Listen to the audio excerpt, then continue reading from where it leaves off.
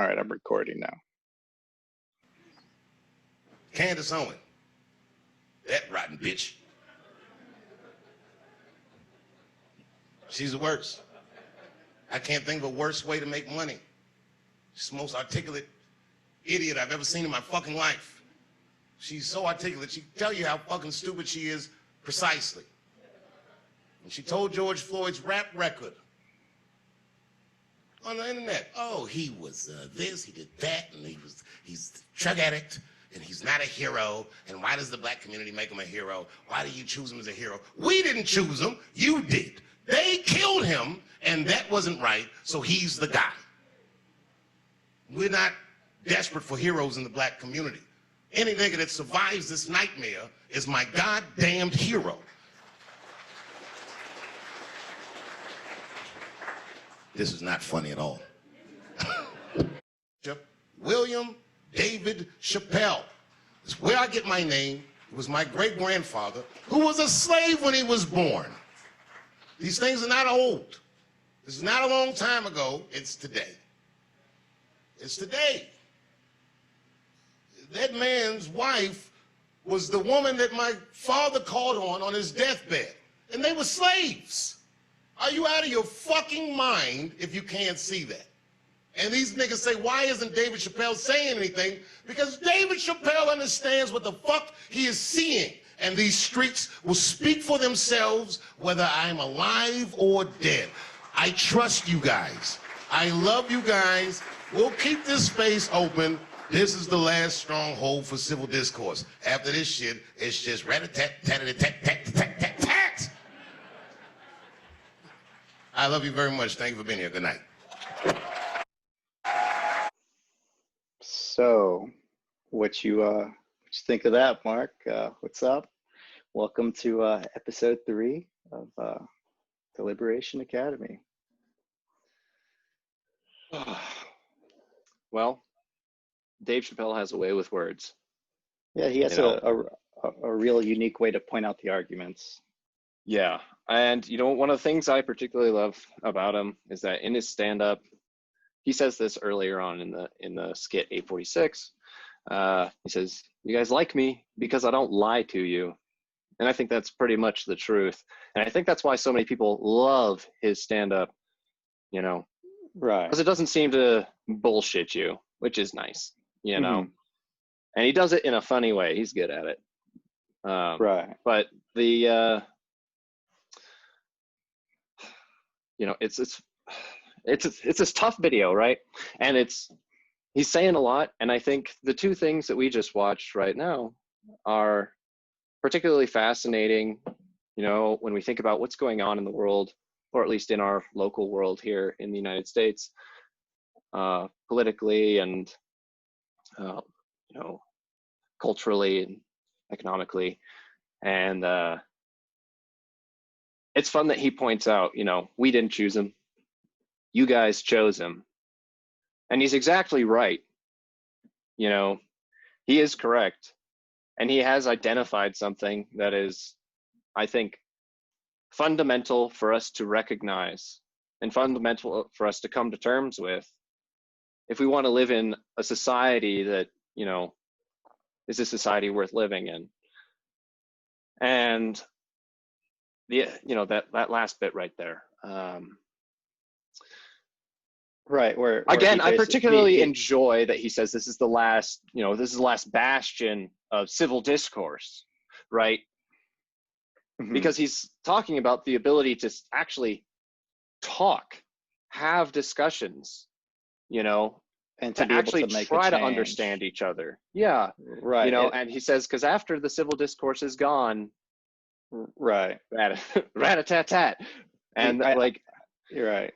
I think he's right. His response to Candace Owen in particular is very, very interesting, because what he essentially is pointing out in her as a flaw in her logic is that, while it is true that maybe the Black community could have found a Jesus to get behind, some perfect individual, the fact of the matter is that the United States has a long history of slavery, and Black people have been getting oppressed here in the United States for far too long. And seeing all of this on camera, you know, watching innocent, well, you know, Black people getting killed on camera is alarming. And the fact of the matter is something needs to be done. And if the only thing that you could see out of this movement is that, you know, it should do better to you know, promote better heroes, because that's what Candace argued,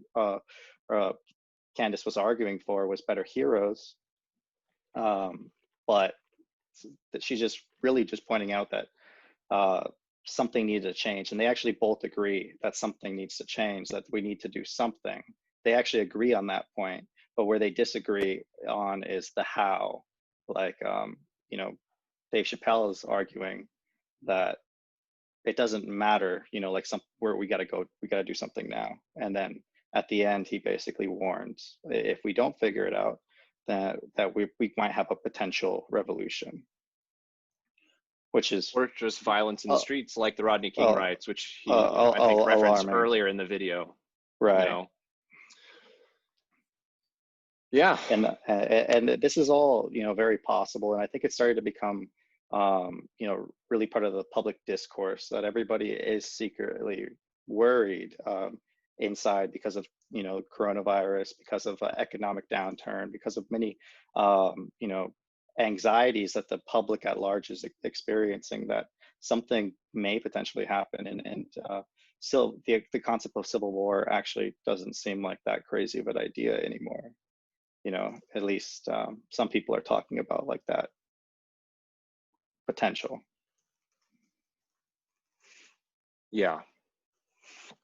Right. So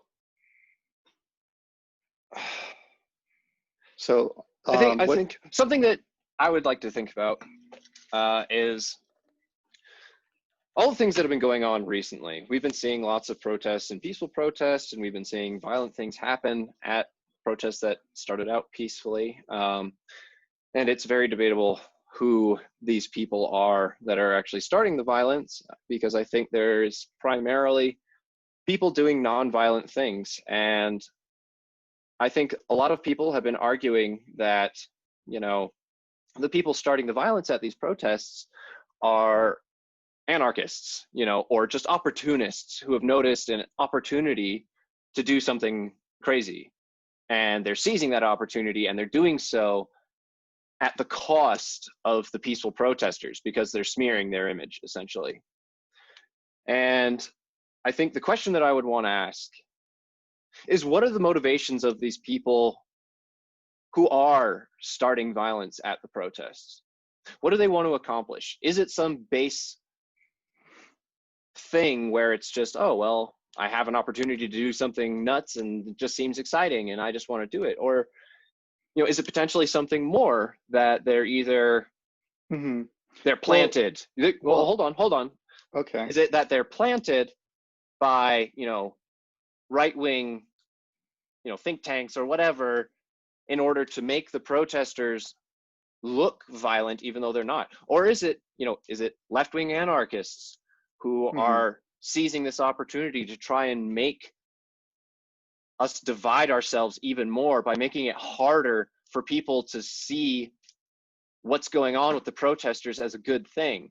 You know, I think in the numbers that we've been seeing some of these things, it feels less to me like it's just onesie twosie nut jobs, and it's really more of maybe a collection of people. And I don't know who that collection of people is, but I do think that there is a motivation behind those collection of people to try and further divide us on the issue, to try and make people double down on their beliefs instead of communicating. Instead of wanting to have a discussion about any of this, they just want to say, oh, well, you know, look at them, look how they're behaving during this stuff, right? And I can see it going both ways, because it does, you know, tactically, it just kind of makes sense. If you're trying to wage a war on anything, you need to start breaking it up, right? Make the problem fix itself. Right. And I think a lot of that comes from Marxist ideology, which you have told me about, is this idea of dissolution. Let's before we, you know, put on our tinfoil hats and dive really deep into this topic, I think it's very important to just get a basic understanding of what like the movement actually is from the source. So like a lot of the protests that are being organized right now are currently being organized by Black Lives Matter organizers.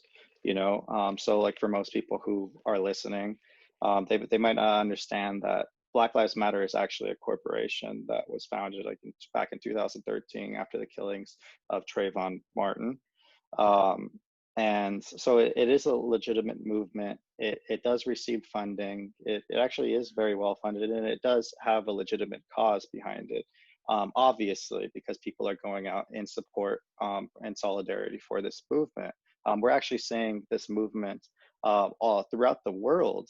People in different countries are demonstrating through marches of peaceful protests throughout the world to demonstrate that police brutality is wrong and racism is wrong. And I think that that's all legitimate and good. The problems arise when the few bad apples, as the conservatives would say, gets into the crowds and has ulterior motives to do something, Right. And so what I think would be an excellent thing for us to do now would be to actually take a look at the Black Lives Matter movement or organization to see some of the stuff that they have recently put out, and it's just open there for others. So this is on the Black Lives Matter page, and this is one of the videos on their website. It's only 1 minute and 33 seconds. It says, "Our fight for liberty, justice, and freedom continues. Together we can and will transform. This is the revolution. Change is coming." So that all seems very inspiring. This is the watershed moment that has brought the world to its knees. This is the moment for liberation.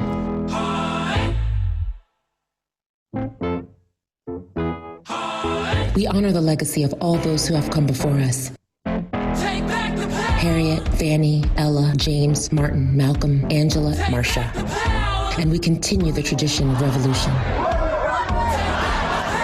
We feel the earth shifting beneath our feet. We saw with our own eyes the oppression, no inclusion. We are dying. The pain everywhere, every day. We fell to our knees.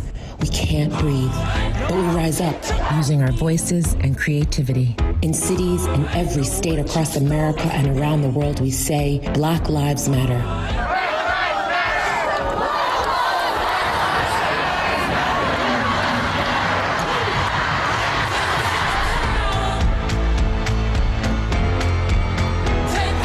Now it's time to transform. We are united, we are loud, and we are strong. We are galvanized in our global effort to fight for liberty, justice, and freedom. And we are not done. Together, change is coming. Text transform to 2. Okay, so just some things that I noticed right away from the video is that it does show the movement to being very legitimate. Like they have Black Lives Matter painted in yellow across major streets throughout the United States. I think it was 16th Avenue by the White House. It seems very inspiring. I definitely got that feeling from the movement. Pretty much everything that the video was saying appears to be for a good cause. I wouldn't say anything bad about this movement based on this video. It says that they are a movement for liberation. Liberation is a term to free the oppressed. In the Marxist sense, like liberation is like referring to like the economic struggle. So that's something that may be worth considering. They said that they're trying to follow a tradition of revolution. So revolution is a topic that our generation is really exciting for our generation, because like we all want to make a change, and there's revolutionary change in the sense of, you know, reform, peaceful reform, and then there's revolution in the sense of violent revolution, which is exactly what Dave Chappelle was warning against, that we don't need, we should never condone violence. So that's why we need to, you know, take this problem seriously and try to deconstruct and, you know, really come to the root of the problems, which I believe are somewhat are mostly economic, you know, to be able to fix this, because I believe the reason, you know, the looting in part was happening was because of the economic burdens that were happening in these communities, which, by the way, are not entirely Black. They consist of, you know, many different ethnic groups. So that's at least one observation that I noticed. So, and the movement is calling for the fight for liberty, justice, and freedom. So one thing that is pretty interesting is just a few days ago, a video recently resurfaced of Patrisse Cullors, who is one of the co-founders of Black Lives Matter, where she explicitly states that she's a trained Marxist. So what I'm going to do here is I'm going to pull up that video so you guys could hear it from the source itself. Let's see here. I'm still getting to learn this. On to those kinds of, again, loving criticisms. I think that the criticism is helpful. I also think that it might, I think of a lot of things. The first thing I think is that we actually do have an ideological frame. Myself and Alicia in particular are trained organizers. We are trained Marxists.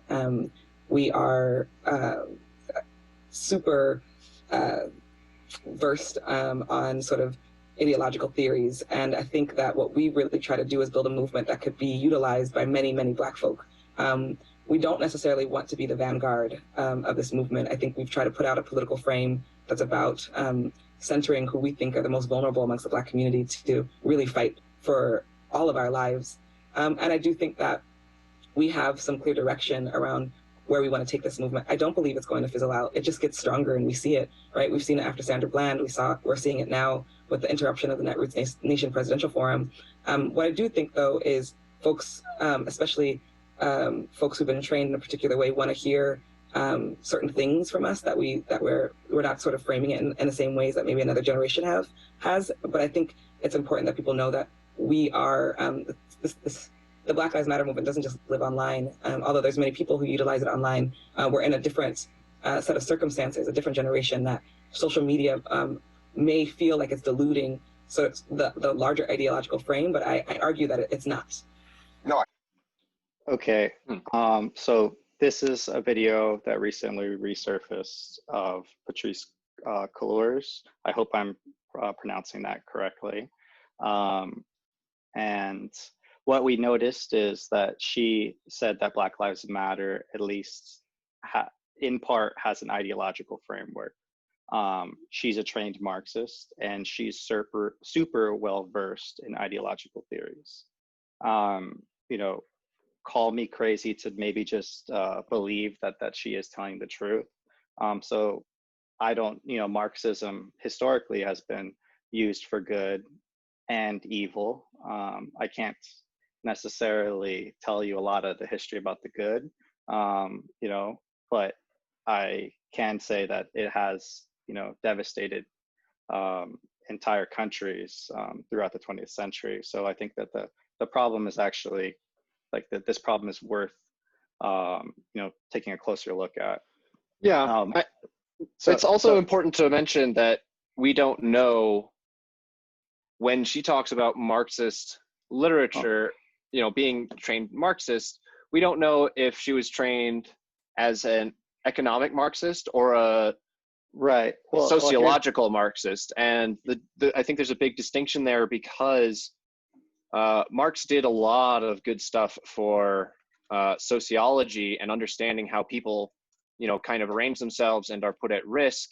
One of the more important things he basically figured out is that, you know, when you are without community in some place, your likelihood to commit self-harm went way up. Like the lack of community and a lack of integration with community. So those were kind of the two things that he was talking about, and he was talking about them in a grid form. So you can have a strong community that you're strongly integrated into, or you can have a strong community that you're not integrated into, which is something like living in New York. You have a huge community around you, but you're not as, you become just another number. Or you have a small, no community that you're not integrated into, or you can have a small community that you're integrated into. Like if you think of like a small village, where everyone knows everyone and everybody's in everybody's business. And what he showed is that when you're in larger places with no integration, your likelihood of committing self-harm in, self-death, right, suicide, went way up. So I think it's important to recognize that is another Marxist view on things that I think is also relevant and camps. Legitimate.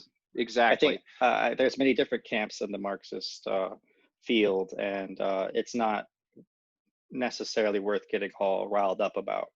Like the movement has not directly called for violence or anything like that.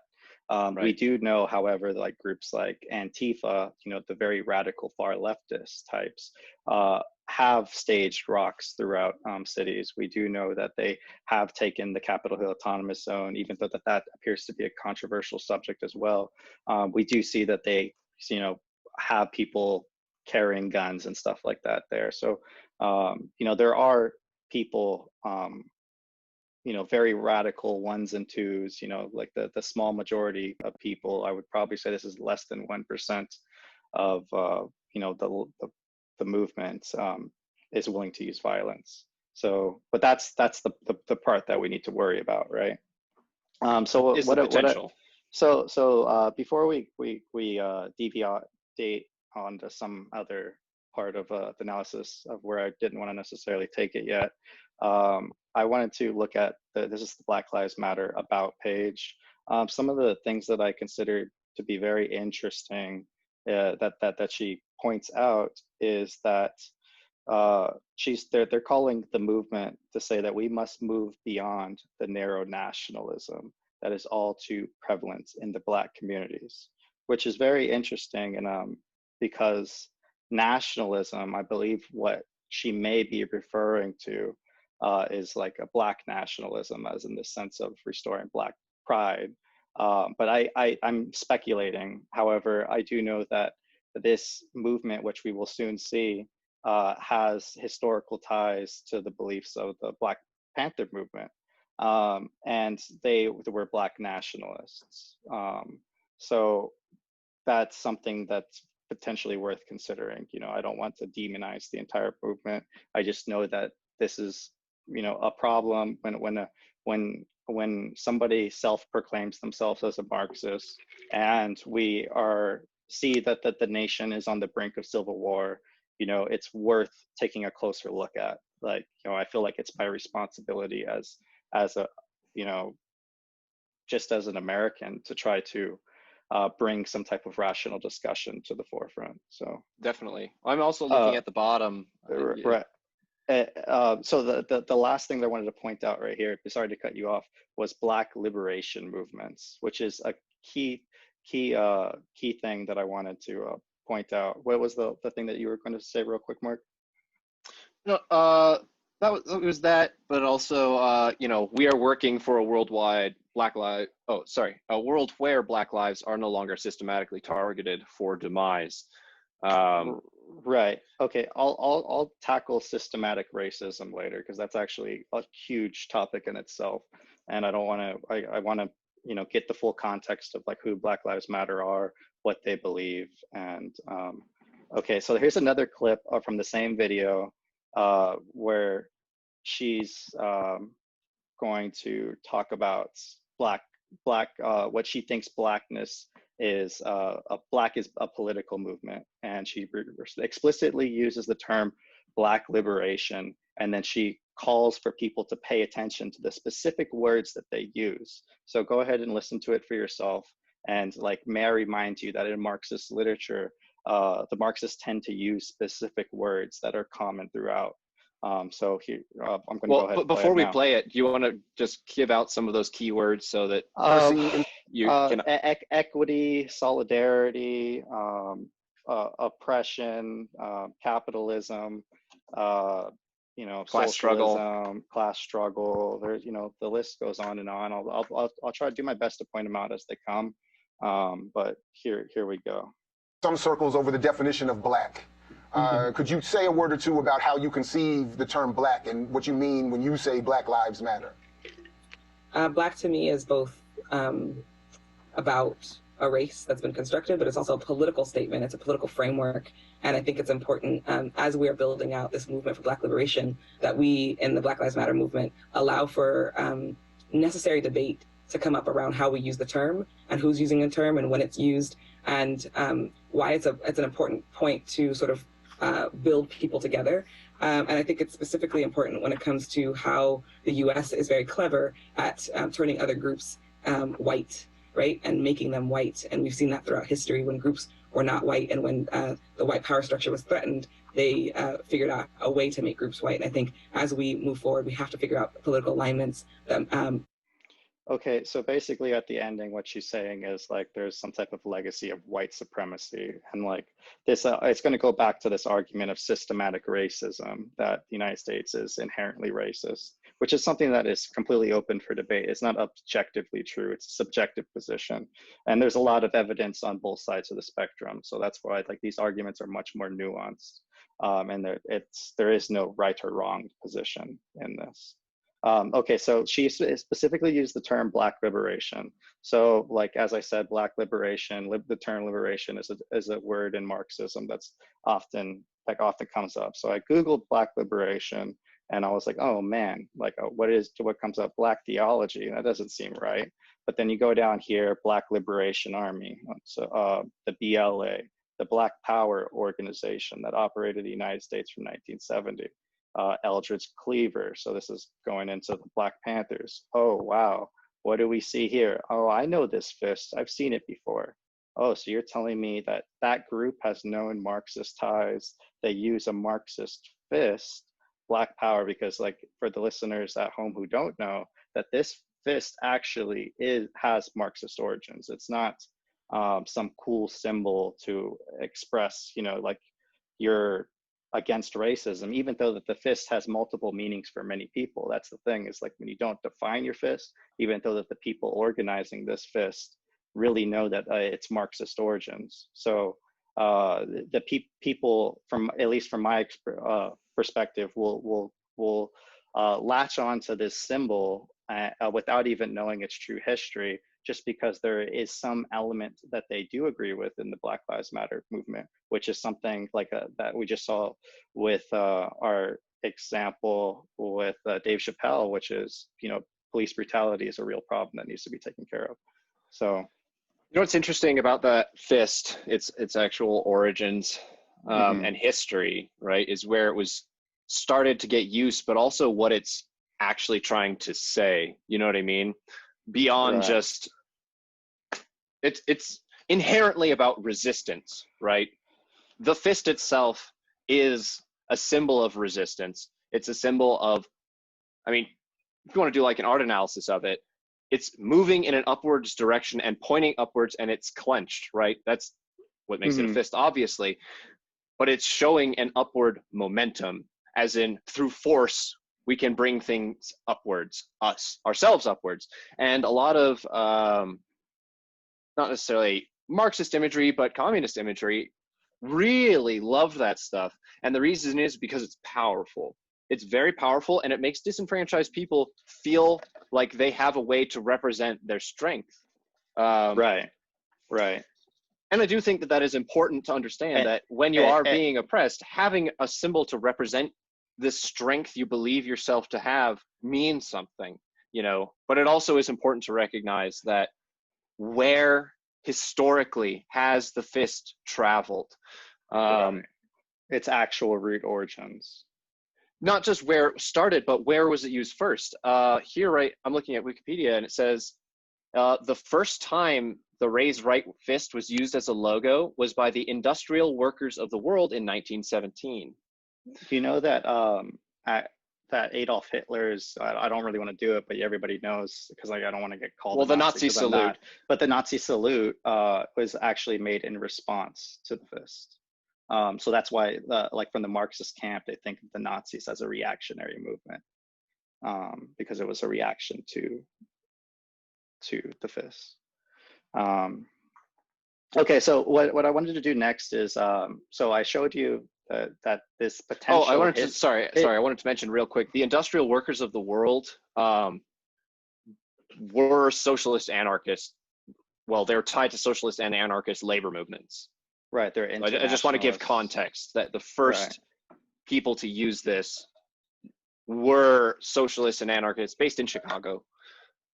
But it was a unionism thing. So kind of like the unions in America today, but this was a very specific example. Yeah, if socialism back then, socialism is fragmented. So like you have radical socialists, you have like who are willing to use violence. You have people who are more moderates who just want to vote. I would argue that most rational people are in that category. They only want to reform the system in some way that benefits everybody. That actually makes sense. There's a reason I'm saying that is because like that is the solution. Like we should not be using violence. Like we should be seeking reform, not revolution. Right. And what I'm going to argue later is that I am not entirely convinced that Black Lives Matter, with its known Marxist origins, is trying to reform our current system. Perhaps when you've already seen that they use the term that they've explicitly stated that they want a revolution. Perhaps the revolution that they're actually referring to is the Marxist revolution, where you want to overthrow the capitalist system, which, by the way, I'm also going to argue that it's impossible to overthrow the capitalist system, because the free market and the way that we construct an economy is actually just the part of the way that we do things naturally as humans. So it's a myth. You can't attack our companies. Well, hold on real quick. I just want to clarify there. I think what you're trying to say is it's not, I don't want to say capitalism is a part of our nature. What I think would be a more accurate statement is to say that capitalism fundamentally is an idea. Therefore, it is not a tangible thing that can be destroyed. And I think that's really the critical piece there, is that it's an idea. Fundamentally, It's an idea. It doesn't exist in space. So you can't actually wage war on it and kill it or destroy it. I'll tell you this, just so we have 2 more videos that I want to go through before we start breaking down into the actual arguments. Can we try to just push through as fast as possible to get through these videos, because I want to get into the actual arguments, and I will address that in great detail later. So this next person that is going to be speaking is, I actually pulled up his LinkedIn from you because I know this whole controversy with fake news. So this is Terry Turchi. He's a counterterrorism, counterintelligence guy. He worked for the FBI, and he's got a master's degree in political science and government. I'm not telling you to go target him. I'm just saying he is he's supposed to be somewhat of an expert on a topic. And he recently did a brief on July 13th, which was 13 days ago, in Britain, about the Black Lives Matter movement and its Marxist origins. What it historically did, because in the 1960s, there was the Black Panther Party, like the FBI was covering them. And so he's going to talk about it now. Lives Matter and Antifa are all about where do they come from and why are people getting down on their knees to them, literally. What are they? Who are they, Terry? Well, this is all too familiar, Rowan, to FBI agents who worked the Weather Underground and the Black Panther Party back in the 1960s and in the 1970s. And the FBI had a major effort then against both of those groups, those organizations, because the Black Panther Party was actually tied to at least 36 murders of police officers across the country. It had a 10-point plan, and essentially its 10-point plan was the same plan that today Black Lives Matter is pushing. And no one has read what Black Lives Matter has written as far as their plan and their charter. but it bears a great similarity to what the Black Panther Party was saying back then. The Black Panther Party was a Marxist, Maoist, Leninist organization, and that came from Huey Newton, one of the co-founders. He gave a speech in 1970 at Boston College, and he said, "We're standing for nothing more than the total transformation," very important two words there, the total transformation of the United States government and America. And he went on to explain that what we want to do is take the tension that already exists in Black communities and exasperate it where we can, maybe create situations if we need to, but take those situations where there's a tinderbox and literally light the country on fire. What would be the issue? The issue would be police racism, police brutality. This is back in the 1960s and early 70s. And so today we're seeing that same thing. Let's cross over for a minute to the Weather Underground. Weather Underground was headed by a guy named Bill Ayers. The Weather Underground was responsible for over 2,000 bombings of federal facilities, attacks on police officers, government installations. They had an explosion, in fact, one time in Greenwich Village. It killed some of their own people. It was a bomb factory in the middle of the city of New York. So they don't care a whole lot about people's safety. What they care about is this. And this is why this makes no sense, what is going on today. Because those of us who have a logical brain and think of things rationally would never think about this. But to them, it makes a lot of sense. Today, we're seeing the third revolution. They tried for the second revolution back in the 60s and 70s. Today, they think they can make this happen. And that's why Eric Holder, even in an interview a few years ago, said it's time for a third revolution in America. So you can see that all of these things are building. And the same issues that the Weather Underground advocated and put in its Prairie Fire Manifesto, a terror manifesto, which was aimed at overthrowing the government of the United States, is now what we're seeing play out today. The only thing that's different are the names of the groups, the personalities. But interestingly, there's a great difference today, a major difference, and that is today, they have essentially taken the inside. They have integrated the philosophy of the Weather Underground and the Black Panther Party into the Democratic Party, the mainstream of it. And I'll give you one example, and then I'll just stop for a minute. The Weather Underground and the Black Panther Party hated capitalism. Of course, if you read the CPUSA, the Communist Party of the United States manifestos and websites, they hate capitalism too. The Soviet Union, the old Soviet Union, the current Russia, the Chinese, they all hate capitalism. So do these people. AOC made a comment not too long ago. She said, capitalism is irredeemable.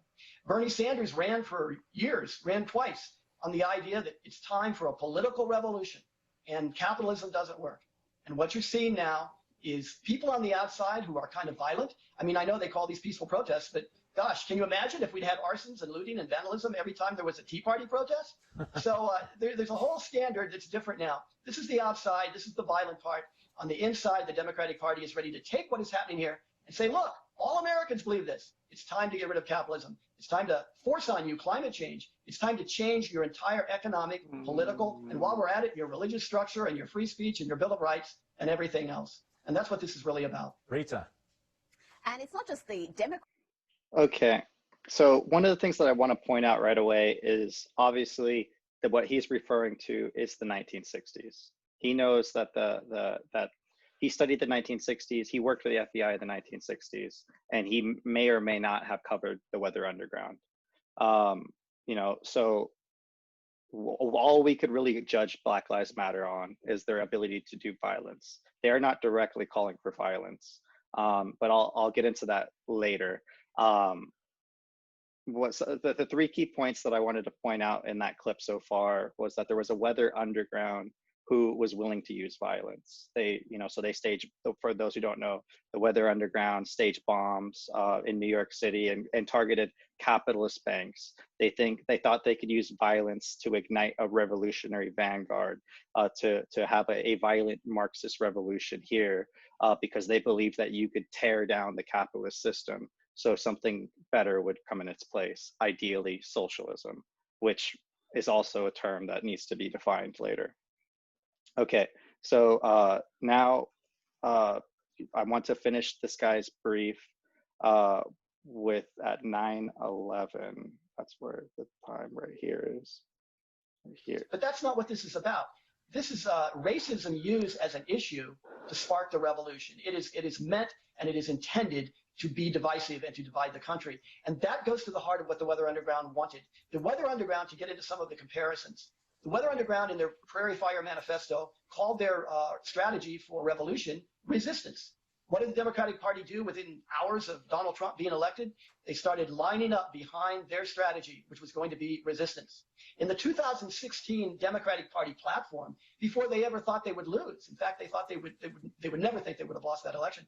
If you start going through that platform, you see integrated into it all of the language that you're hearing now. Long before what we had happened, a terrible tragedy in Minnesota occurred, but these things were being built, or the structure was being built to take advantage of these types of terrible strategies or tragedies long before this. And if you take the platform, the Democratic Party platform, you can see the whole idea of systemic racism and systemic police racism throughout. If you look at the Weather Underground platform, that's the main issue throughout that platform. Systemic racism, institutional racism, police racism, not with any evidence. Yep. So, and it goes on in this book we wrote about a year and a half ago that just came out. We predicted this, and the reason we wrote it is.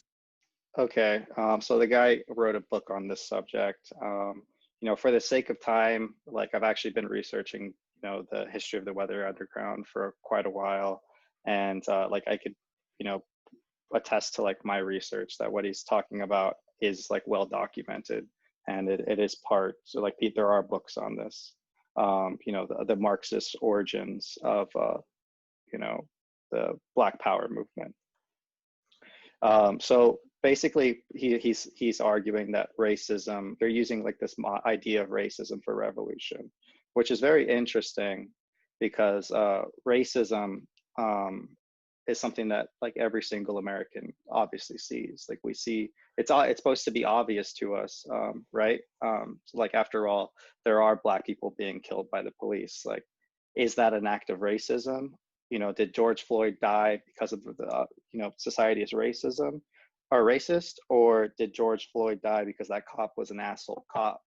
You know, I would argue, or at least unless there was clear evidence where they, you know, that where it could be proved without, you know, any form of doubt, which is, by the way, what we're supposed to do here in America.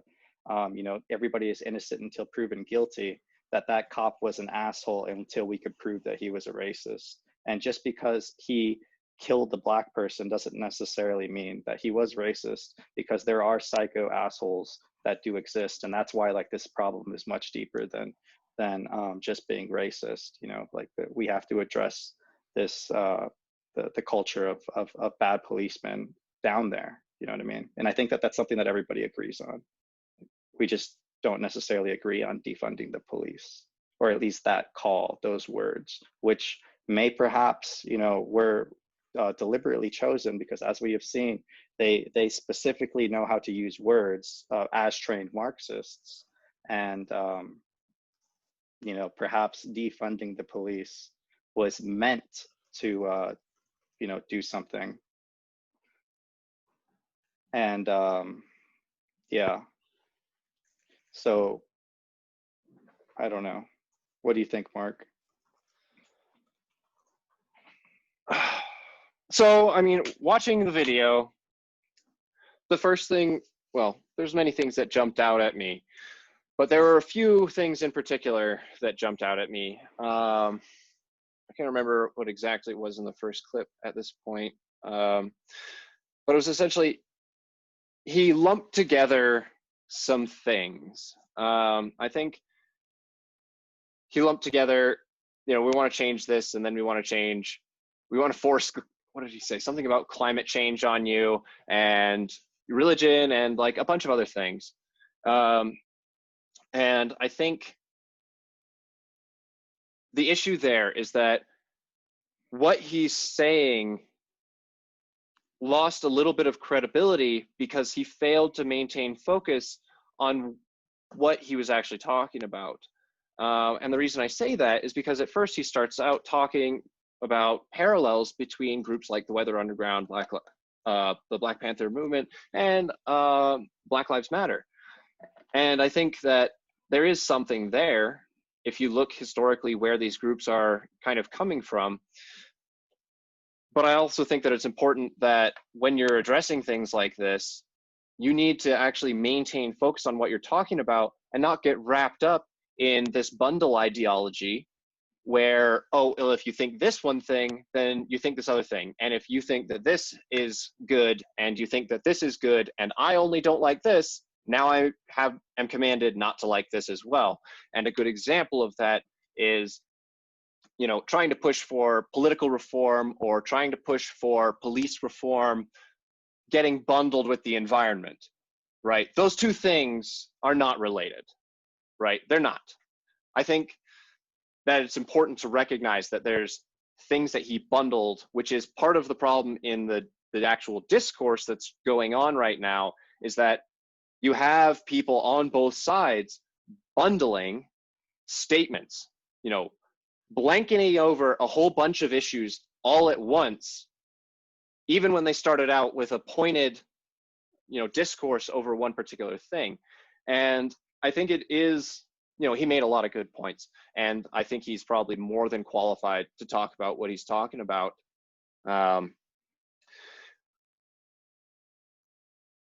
But I think it's also important to question, you know, the way that he's making his arguments, just as it's important to question the way that arguments are being made on the side of Black Lives Matter. Right. Yeah, no, that's true. I guess like one question that I would pose to everybody is, you know, just the fact that we're having debates over all lives matter, people saying all lives matter versus, you know, Black Lives Matter, when both of those are actually to some extent saying the same thing, which is this concept of life matters, that we need to preserve life. And if we could agree on that premise, which I think most rational people would, you know, maybe it's possible that what we have seen as from the Black Lives Matter movement was meant to be somewhat divisive, because like, what have we seen? We have seen some type of violence in the streets. We have seen some type of communist style of tearing down statues. Like all of these things are stuff that academics like warned about for Marxist revolutions. Like George Orwell like warned about like the you know, the threat of political correctness and tearing down history. And that's something that Marxists are known to do. And so the fact that this is actually happening in the United States, and even though on its face, like Black Lives Matter appears to be innocent, maybe we should, as a nation, pump the brakes just a little bit to consider the Marxist element, and, you know, remember that we should never take things violent. We should always be looking for reform to find the best way to make things better, not only for the Black community, but for any marginalized community, you know, coming from a certain socioeconomic class, you know what I mean? Because I really do believe that class is an appropriate way to judge people. And I don't mean judge in the sense of, you know, like judging them for who they are. I mean it like in comparison to this equity movement where you have, you know, people putting themselves in boxes, whether you're white, Black, Latino, check what box you are. I think checking your actual class in terms of where you came from, you know, economically, is much more important, because like we could fix the economic aspects of that entire class, and every single race exists in that entire class. So for instance, like not all Black people are oppressed. Like Barack Obama's daughter is in a far better position than a white person growing up in a trailer park. And that's why I think it's important to fix like these class issues, or where there needs to be upward mobility for everybody. And I think that that's really where most people would agree on, is that we need upward mobility for everybody. Yeah, I think actually there's kind of two things that you just touched on that I think are pretty important to this discussion. What the last thing you just said was about, I see this as another form of bundling, right? It's you're bundling people into groups. But before we get to that, talking about political correctness, right?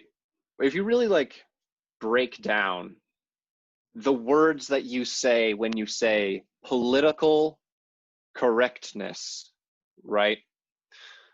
What does that actually mean? And the reason that I bring that up is because I think political correctness kind of showed up on the scene in the media.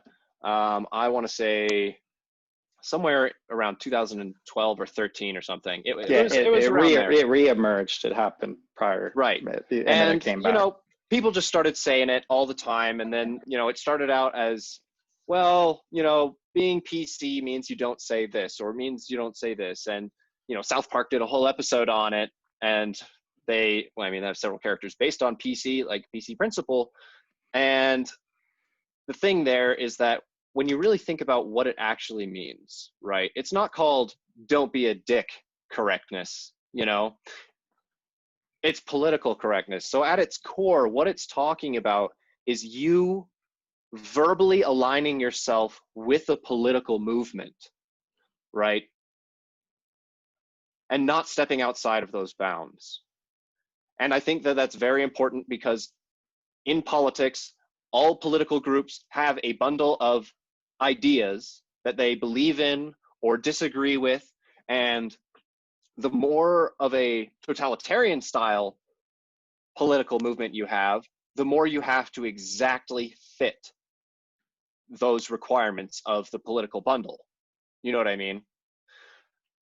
So I think that's just an important point that I wanted to bring up before we move on to the next topic, just because I want people to kind of have that in their head when they're thinking about what does it really mean to be politically correct. You know, I feel like it's devolved into meaning like, well, just don't be an asshole. But at its core, that's not what it is, right? It's not about treating people with dignity. It's not about respecting people as humans. It's about being allied with a political mindset, you know? So as we move forward through the discussion, I want people to be milling that out around their head. And some people would even go as far to suggest that the fact that this is a Marxist movement and political correctness appeared around the same time frame, maybe it's possible what we're really seeing is a reawakening of the Communist Party line, that you don't deviate from whatever the party says that, you know, is appropriate, politically appropriate.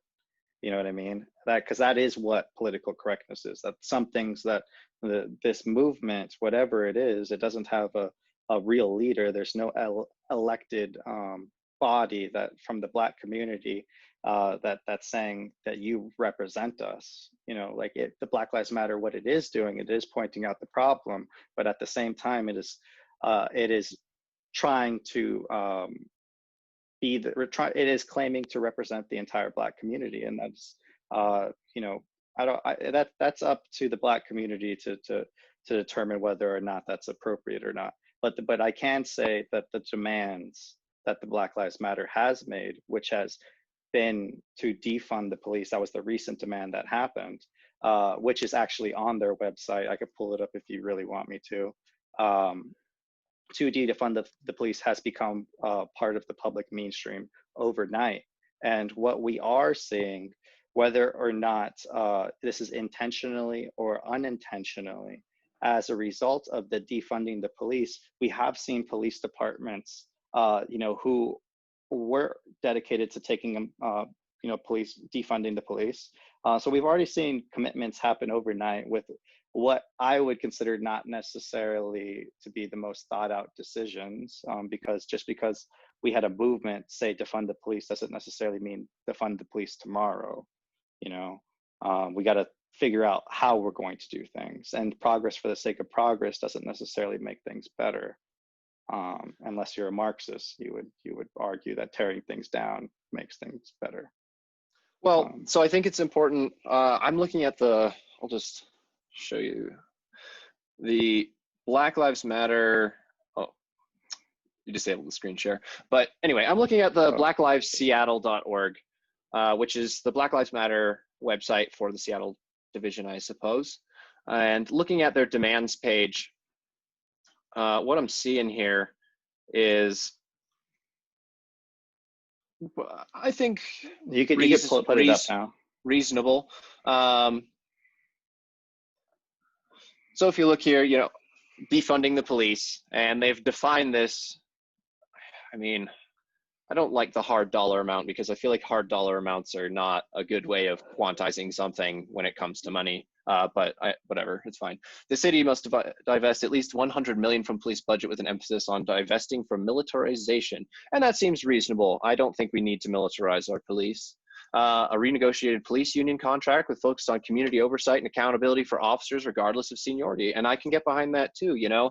It's like we talked about last time, you know, in the military, and how you're held accountable for your actions through military justice, and potentially, you know, civil justice as well. And I think accountability, even for those, you know, in the highest places, is important. Community selected director of the Office of Police Accountability, that seems fair. You know, I think we talked about this as well. Having police investigate themselves is a little questionable. Right, we do. We absolutely can say without a doubt that we do need accountability from the police. That's 100% we need to do.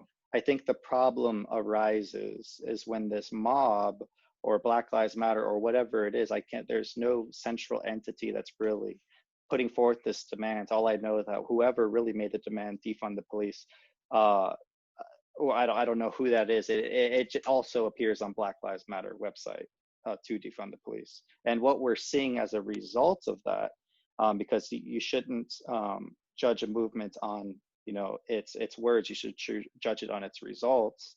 And the result is what we're seeing is cops are actually quitting, and they're quitting at kind of record numbers. And the scary concept is that nobody really wants to be a cop, you know, because all cops are racist after all. I mean, if that's what you're trying to convince society, that all cops are racist, why would anybody want to be a cop?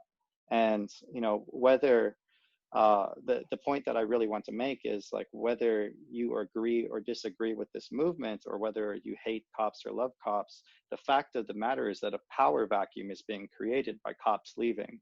And this power vacuum must be filled by something, right?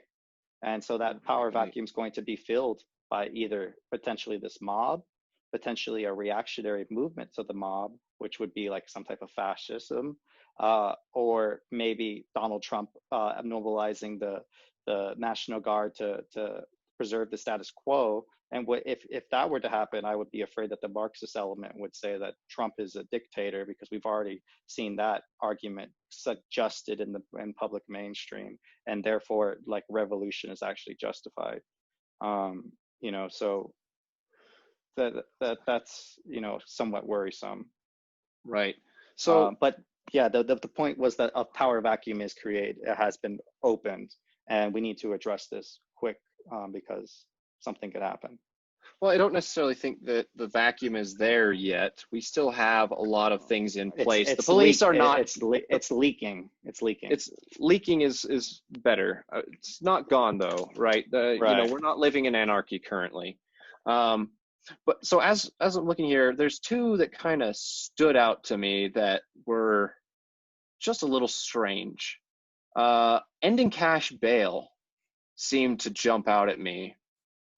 And the reason that jumps out at me is because cash bail allows you to continue living your life while you're waiting for your trial, right? And that seems like something that you would want if you are, you know, imagine you're some person and you have to work all the fucking time because you're raising your kid, and, you know, you don't make a ton of money, and you get in trouble, and now you're stuck in jail, like, and you have no way to get out to keep taking care of your kid or keep going to work and things, you know.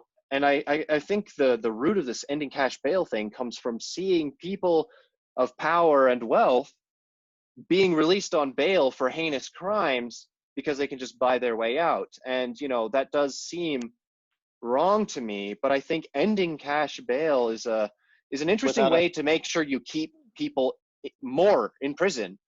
Without explanation, with just that statement alone, without further explanation. Yeah, you're just stuck. You've already identified that potentially the way, if this gets written into law, that maybe you might make things worse.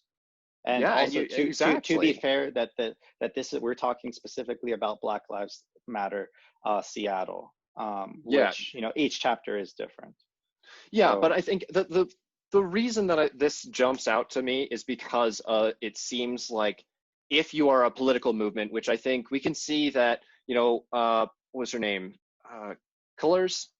And she was saying, you know, they are black to her is a political movement, you know, among other things. But she said it's a political movement, you know. Mm-hmm. And so if your political movement endorses things like this, where, for example, here's a great example. Many Black Lives Matter protesters have been thrown in jail in the last couple of months, and many of them were released on cash bail to get back to their lives because they were just peaceful protesting. They didn't do anything wrong, and so they could pay a cash bail and get out of jail, and their life could go on, and it wouldn't be screwed just because they were protesting. Now, if you're in a state where when you protest, they can throw you into jail for an undefined amount of time without a trial. Well, right? Isn't that something, if you have a political dissent and you are a Marxist, isn't that something that a Marxist would potentially want? Exactly, and that's why I'm bringing it up. You know what I mean? And I like, obviously, like that sounds like a very much conspiratorial thing. And I think it's important to give these people the benefit of the doubt just for the sake of the argument.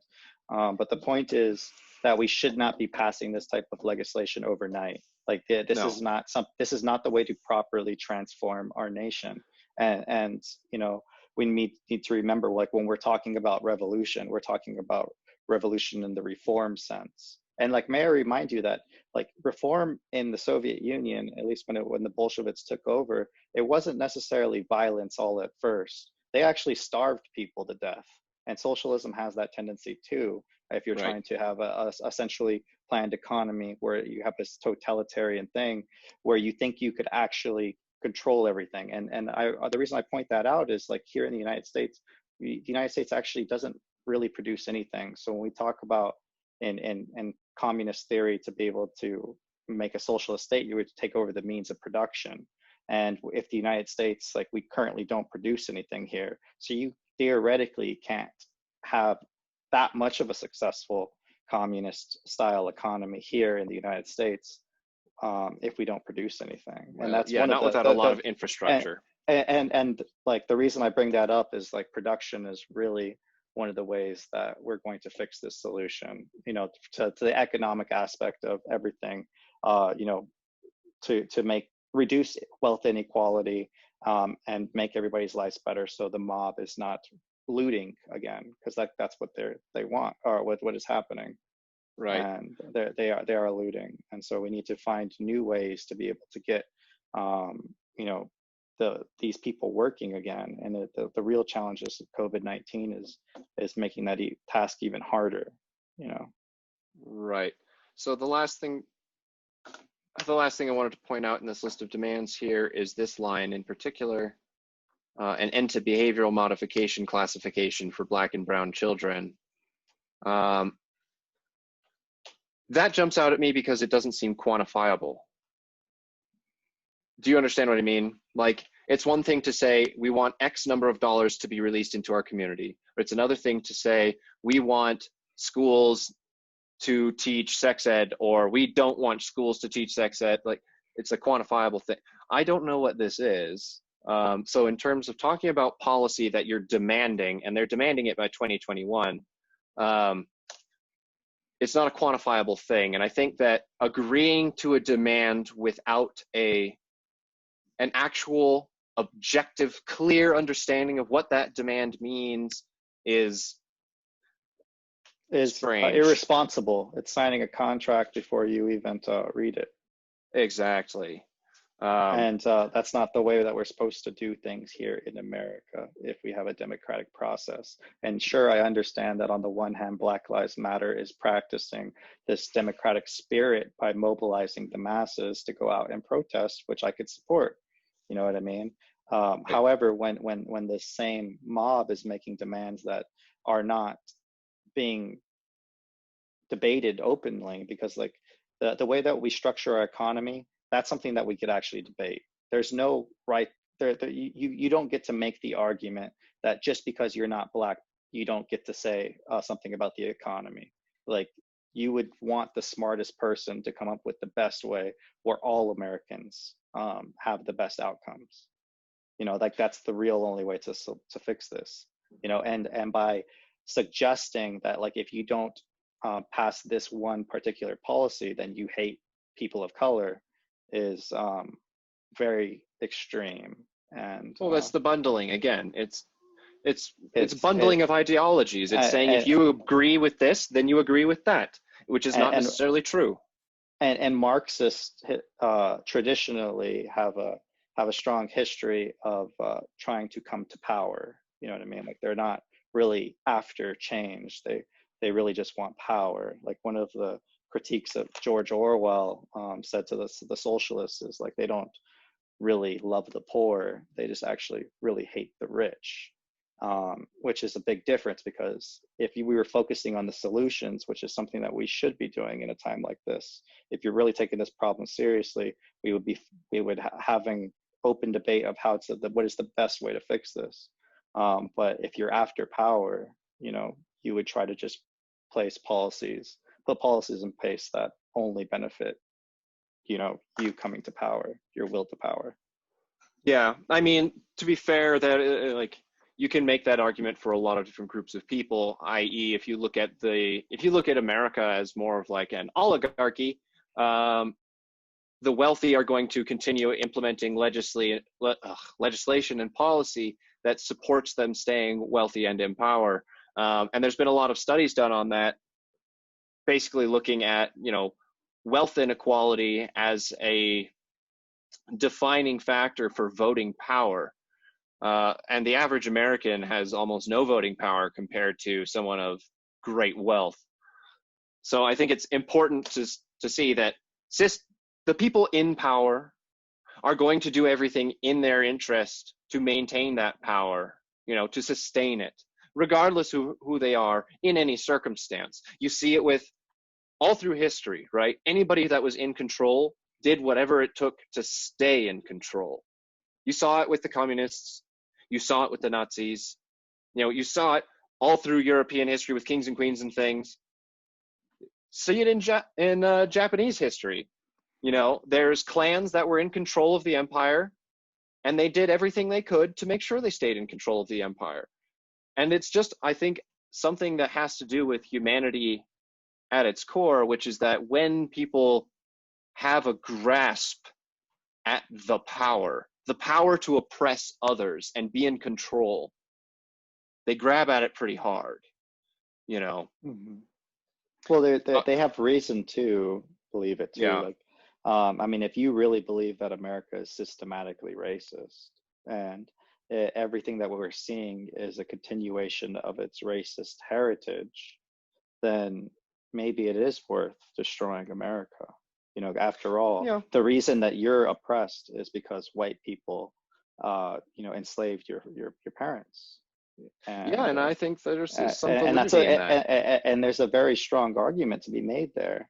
And like one of the things that is very common in totalitarian regimes, so when I say that, I'm talking about like the communists and the fascists, is that they tend to have like a myth that comes to power. And when I say like the word myth, like I don't mean myth in the sense that it's fake. I mean myth in the sense that it's very, very true. It's very deeply true. It's true on many levels, but it's not entirely true. Like the United States is not entirely systematically racist. And the reason like I say that is because, you know, in our founding fathers, sure, they did own slaves, and I'm not, you know, I denounce that aspect of their behavior. And in the 1960s, there was Jim Crow and laws on the books that were segregating, you know, Black citizens. But today, there's no law on the books that is marginalizing Black people. And if there is, like, I don't necessarily know about it. You know, they can make the argument that there are Black people are treated, you know, different sentences and like that. I understand, and that's why we're having this conversation. Like that there needs to be some type of political justice reform and changing the laws because, you know, culture is shifting. But that doesn't mean that we need to tear everything down. Right. Yeah. No, I mean, like our legal system, like it is sound. It's not systematically racist. It's like the truth is that you know, the Black community has some issues that it needs to face, and also other communities need to be able to get on board with helping them. So all Americans, we need to reunify on this position. And like the messed up thing, I guess, what really has to happen, and it's kind of messed up as me, as a Mexican American, to suggest that maybe Black people, you know, you have to take a huge sacrifice, because like I truly believe in order for us to have real equality, we must treat everybody equally. And so that means treating all peoples equally. And like, if we cannot produce a policy that could guarantee somewhat of an equal outcome for everybody, and that means not treating people equal. So like the whole affirmative action movement places like mandates on people because of their race. That's not necessarily treating people equally. That's treating people on the basis of their color. Like I'm talking about having standards that everybody can, you know, objectively meet. Right. So in the university, that objective reality would be some type of proof that they could operate at this level of the university. So like traditionally we have the SATs. Like I understand the SATs have its setbacks too, and academia is somewhat addressing it, because, you know, if you come from a rich family and they had the money to send you to a top high school in the world, which by the way does exist, they will pay the money to send you to SAT prep. Whereas like a person like me, like growing up, I didn't have that, you know, necessarily knowledge growing up. And so I didn't have SAT prep, and I just showed up the day of, just like all my friends did in high school. And, oh my God, I did too, and it was a disaster. Yeah, exactly. But like the dirty little secret is that these kids who are getting into these top schools studying for months, they study for months. Or they can take it several times. And they do take it several times. Yeah, I mean, with it's a huge tutoring, advantage. with spending thousands of dollars in tutoring. So, Yeah. but that's like the real problems we're seeing in society, is that one part of our population has this resource, because, you know, their parents are rich and more wealthy off, and the others aren't. But it's also maybe the other students, they do have access to resources, where there is the Boys and Girls Club and tutoring.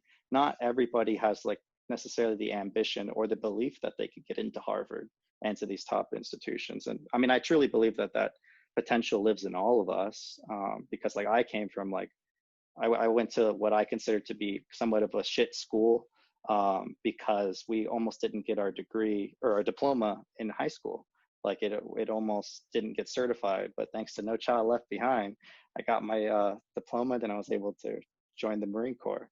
You know, but I didn't receive like the best education from it. And I think like real education reform is something that like we need to get on board with as a nation. But also, just because you funnel money into education doesn't necessarily make it better. You know what I mean? Like you can't lead a horse to water, but you can't make him drink. But I think here's another thing to consider here, that I just wanted to draw attention to, because earlier you talked about, you know, bundling of people together into certain groups and privilege, right? And one of the examples you brought up was like President Obama. His daughters are probably in a much better position than probably you or I were growing up in terms of our education, right? So I just want to make it clear that like access to education is not about color, it's about income, right? Mm-hmm. Like in part, but income is a significant part to that too. Well, but what I'm saying is that there is nothing that says if you are Black, you're not allowed to take the SAT, right? Like that doesn't exist. Right. It's primarily everyone's supposed to take the SAT, but you have to pay for it. And some people can't afford it. I think you actually get one for free if you go to public school. I think that's what we did in Colorado. We got one for free if we went to public school, but they didn't prepare you for any of it. And you know, like you had no idea what you're doing, right? So I just want to draw that line there. I want to say that the primary cause of a denial of access is an economic one and not a racial one, right? Because I think it's easy to say, oh, well, it's systematically racist. They are keeping us, you know, keeping groups of people from doing well in this platform,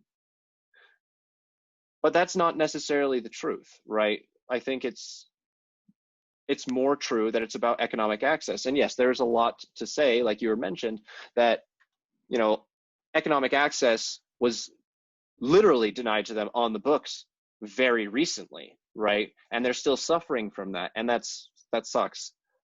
But today, they're dealing with, you know, as a group, people of color, they're dealing with the inheritance of the racist institution by experiencing the symptoms of it, which is, you know, having large portions of the Black community living in lower socioeconomic income situations than a lot of other people in the country, you know? Right. And that's the truth. And it's not fair, and it sucks, because once you're in this kind of a situation, the odds of you leaving this situation become much, much smaller, you know, because there's any number of issues that you have to face. You know, one issue is if your parents don't make very much, they have to be working all the time. So that's a support system that you now don't have as a child growing up, right? Just having your parents around, you know, so there's lots of things that contribute to this. And the single motherhood rate also is a significant problem, and not just in the Black community, but in all communities in general. Like, single motherhood is never a good thing. Like, we know that, like, the research, at least from a psychological development perspective, is clear that, you know, a person who has two parents growing up is going to develop and most likely is going to have better successful outcomes in life. So that's something that's worth considering too. You know, like, there's many reasons why, you know, for the problems that we have, and they're not all necessarily to blame on racism. Right. And they're not all necessarily your fault either. You know, so it is a happy medium.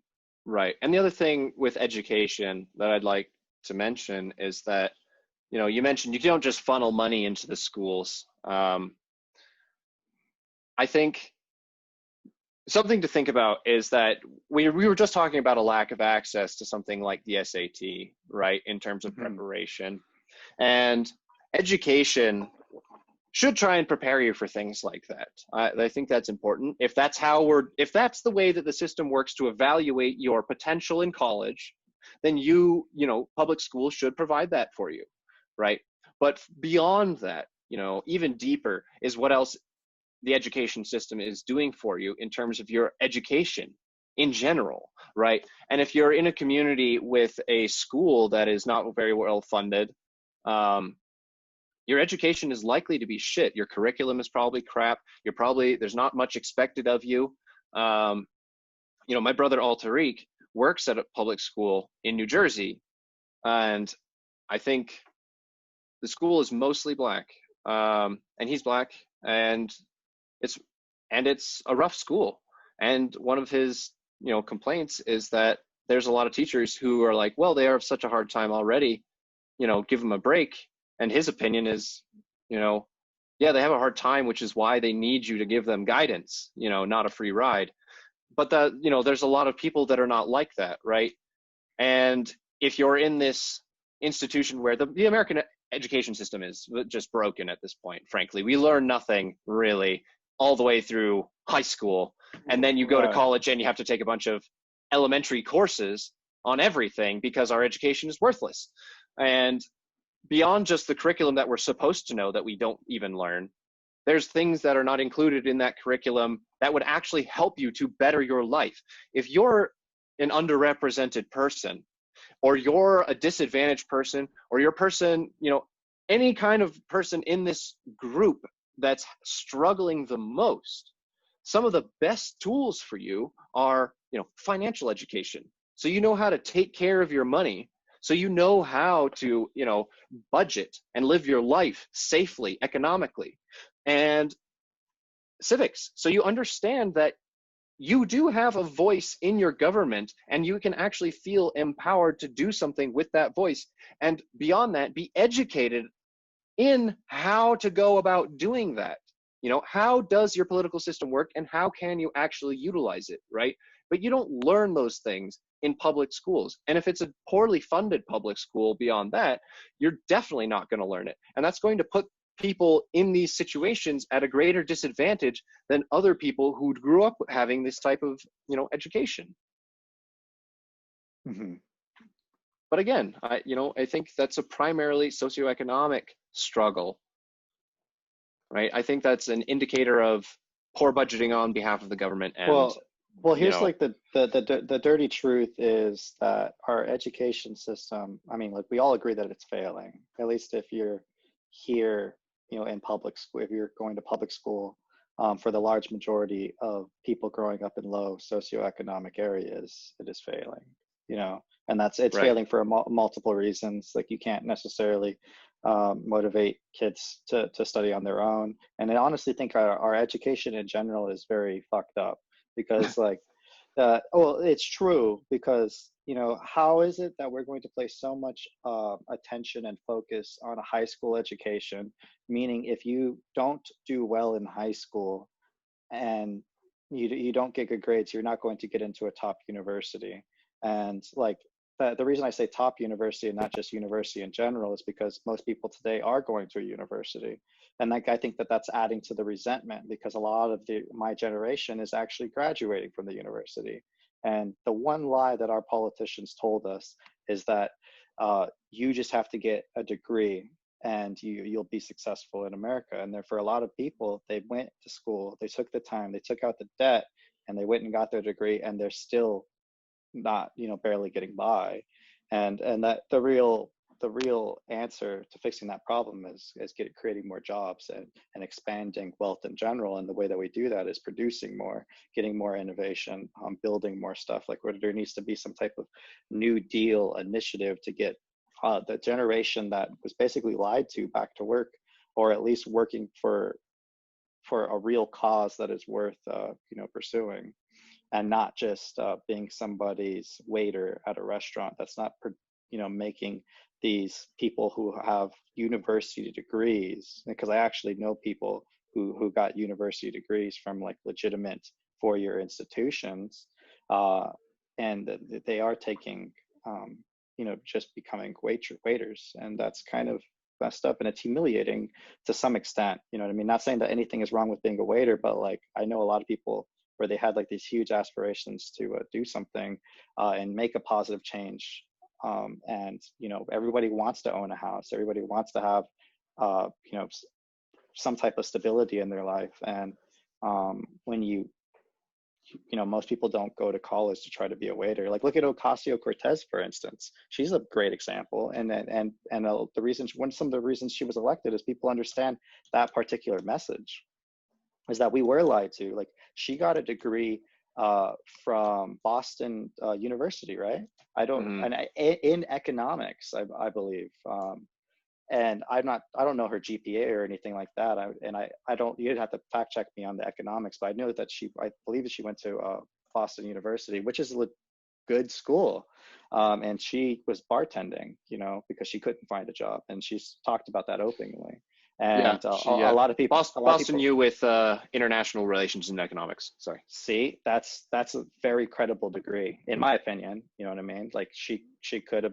I mean, obviously, she ended up as a politician, so good for her. So she is doing something with her degree. That is kind of funny to think about. Like my degree didn't mean anything. Oh, really? Yeah. I mean, she is doing something. So now you're a politician. And I don't hate Ocasio-Cortez or any of these politicians. I just want to encourage them. That like we need to come together and just have a group hug. You know what I mean? We shouldn't be arguing for what is right when the nation is divided. We should be arguing for a way to meet in the middle. If the left is right or if the right is right, then that means by definition somebody is angry. And anger and resentment is how you get civil war, revolution, and the fall of an empire. So like we need to remember that. One of the things that I've been recently pointing out to people is that Abraham Lincoln, like one of the things that he first called for when like the nation, the Union was starting to descend into civil war, was a strict adherence to the rule of law. Because the reason he said that we need a strict adherence to the rule of law is that if anarchy and lawlessness, become the rule of the day and take over the rule, take over the streets, and the government starts listening to mob demands, then the nation as we know it is finished. I guess what, in my view, Abraham Lincoln was trying to reform, and have a revolution that reforms the nation. He stopped remind people that he outlawed slavery, and so that is a revolution from a definition of causing a very meaningful change, but it's not a revolution in the sense of burning everything down. You know what I mean? I think Even though that there was a war that happened out of it, it's like we want the United States to continue to stand, because whether you like it or not, it's really the world's last hope. Like if we really fall because of some type of racial relations here in the United States, like the United States is going to resort to tribalism, and we don't know the consequences that's going to do to the entire world. Like if we can't get along here, we're not going to be able to get along anywhere. Right. So I wanted to mention something. Since we're bringing up like Ocasio-Cortez saying that capitalism is irredeemable, I think some of these arguments that are floating around about communism and capitalism, but a lot about communism and how capitalism is so poisonous. Right. I think a lot of these are based on not real truths, right? I think capitalism's greatest weakness is human greed, right? And I think that weakness is exploited by people right now. And the reason, because if you say, look, I went and I got this college degree and I got all this debt, and now I work as a waiter and I'm just poor as fuck because I'm trying to pay off my, my student bills and life is tough. It's easy to point at the capitalist system and say, look what you did. You made me pay for this degree, and now you won't even pay me, for the work I'm doing. Then after I got the degree, I've paid into society. What the hell? Right. And it's easy to look at that and say, well, communists, they would have provided your education. They would have provided you with a job. Look at all these problems that you're experiencing right now that you could maybe avoid given a different type of society, right? Uh-huh. But what I think what's important, what's left out of that, right, is all of the other things that come with this. With this, you will go to school and study this. You will work this job. Those things are kind of left out of the conversation. And to tie this kind of back to the whole PC thing, is that when you think about, political correctness, where does political correctness come from? It comes from Marxists trying to control people's thoughts in a way, right? And I believe we don't know that for sure, but that at least is happening right now, and Marxists are part of the situation. Like I'm not talking about the current situation. I'm talking about historically. If you look at communist regimes historically, something they had to do was control the media. Silence people. Yeah. And silence that's true people. in all totalitarian regimes. And I think that is because information is the weakness of communism.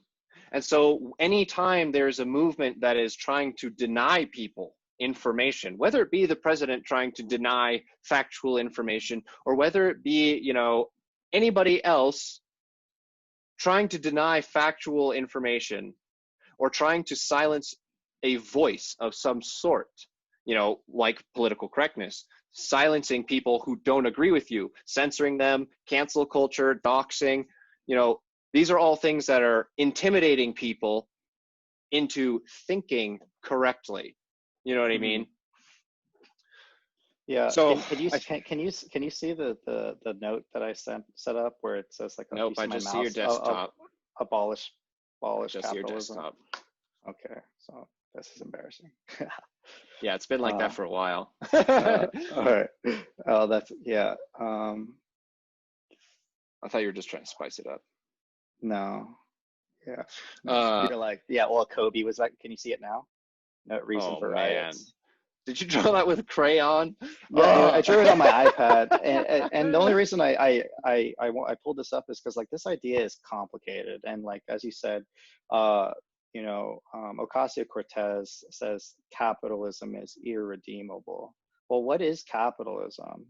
So like she never defines her terms, but like economies exist of a couple things. They exist of a free market. Can you see my mouse? Yeah. Yeah, they exist of a free market. They exist of loans. They exist of like different types of service. So like currently in the United States, we have a service-based economy. Service has labor. As I said, current U.S. economy, and this is an observation that one of my friends pointed out, that like our current economy requires a high IQ, and it has some type of nepotism to it, because like we have like the real people who work for Goldman Sachs and Apple, really get in there because they know somebody that they networked their way into it. Right. And that's all based on like, who, what university, how smart they went to, but also we also know that a lot of those people, their parents were very rich, and their parents went to a great university, and the cycle continues. So that's what we're trying to do. We want to somehow develop a way for people to break the cycle, to be able to go to receive the best education for everybody. And so like these are the basic constructions of an economy. Like everybody produces, we have taxes, we have services, loans, and the free market. Like what the Ocasio-Cortez type socialists don't realize is that you can't get rid of the free market. That's why like socialism in China, or socialism with a Chinese perspective, or I forgot how they word it, they use a free market. And the Soviet Union, when like part of the reason it fell was like it realized that they have to use the free market. Loans are nothing more than just a promise to repay somebody. So like we use loans all the time. Like, hey, Mark, I promise I'll buy you lunch next time if you get me now. And so like what I'm really pointing out, or at least observing, is that we need to get back to producing, which is actually something that Donald Trump has called for with this trade war over China, that we need to bring jobs back to America, and Obama says jobs are never coming back. And I'm by no means am I endorsing Trump on this issue. I just think that he coincidentally is observing the same thing that I am, is that in order to get more people back to work, because that creates production, creates labor, which we need more of, that's how we could get people to work. And like one of the things that I was suggesting is to create a job corps, which would employ all the people who didn't, or that capitalism is failing currently, because people are, working to multiple jobs and putting in multiple hours, and people do work hard, but yet we're not getting the outcomes that we want. And that gets into the question of like, what do we want? We actually really want more purchasing power, and the reason we want more purchasing power, like the way to get more purchasing power is to lower costs and increase supply. So what this job corps can do is create products like, Microsoft's computers or Apple's computers, or any product that could be manufactured here in the United States. It could produce them on a cheaper level than China by paying our labor cheaper wages than, what it would cost to manufacture in China. But at the same time, promising them like, we'll get, you're going to learn experience. This comes with a certain amount of benefits. And, right. We'll take care of you. Yeah. And this job corps could get back to, producing more housing, like real housing for people to live in. Because like, I think that is an absolute necessity for people to have, the right to dignity, and that's where like the conservative types, they lose the liberals, because they don't have enough empathy. Like they don't realize that like we really do need more housing for everybody, so that there aren't families, who are struggling to afford and living in a house with 11 people in it, in a tiny little house. And that is happening here in America. And like the only real solution is to increase supply.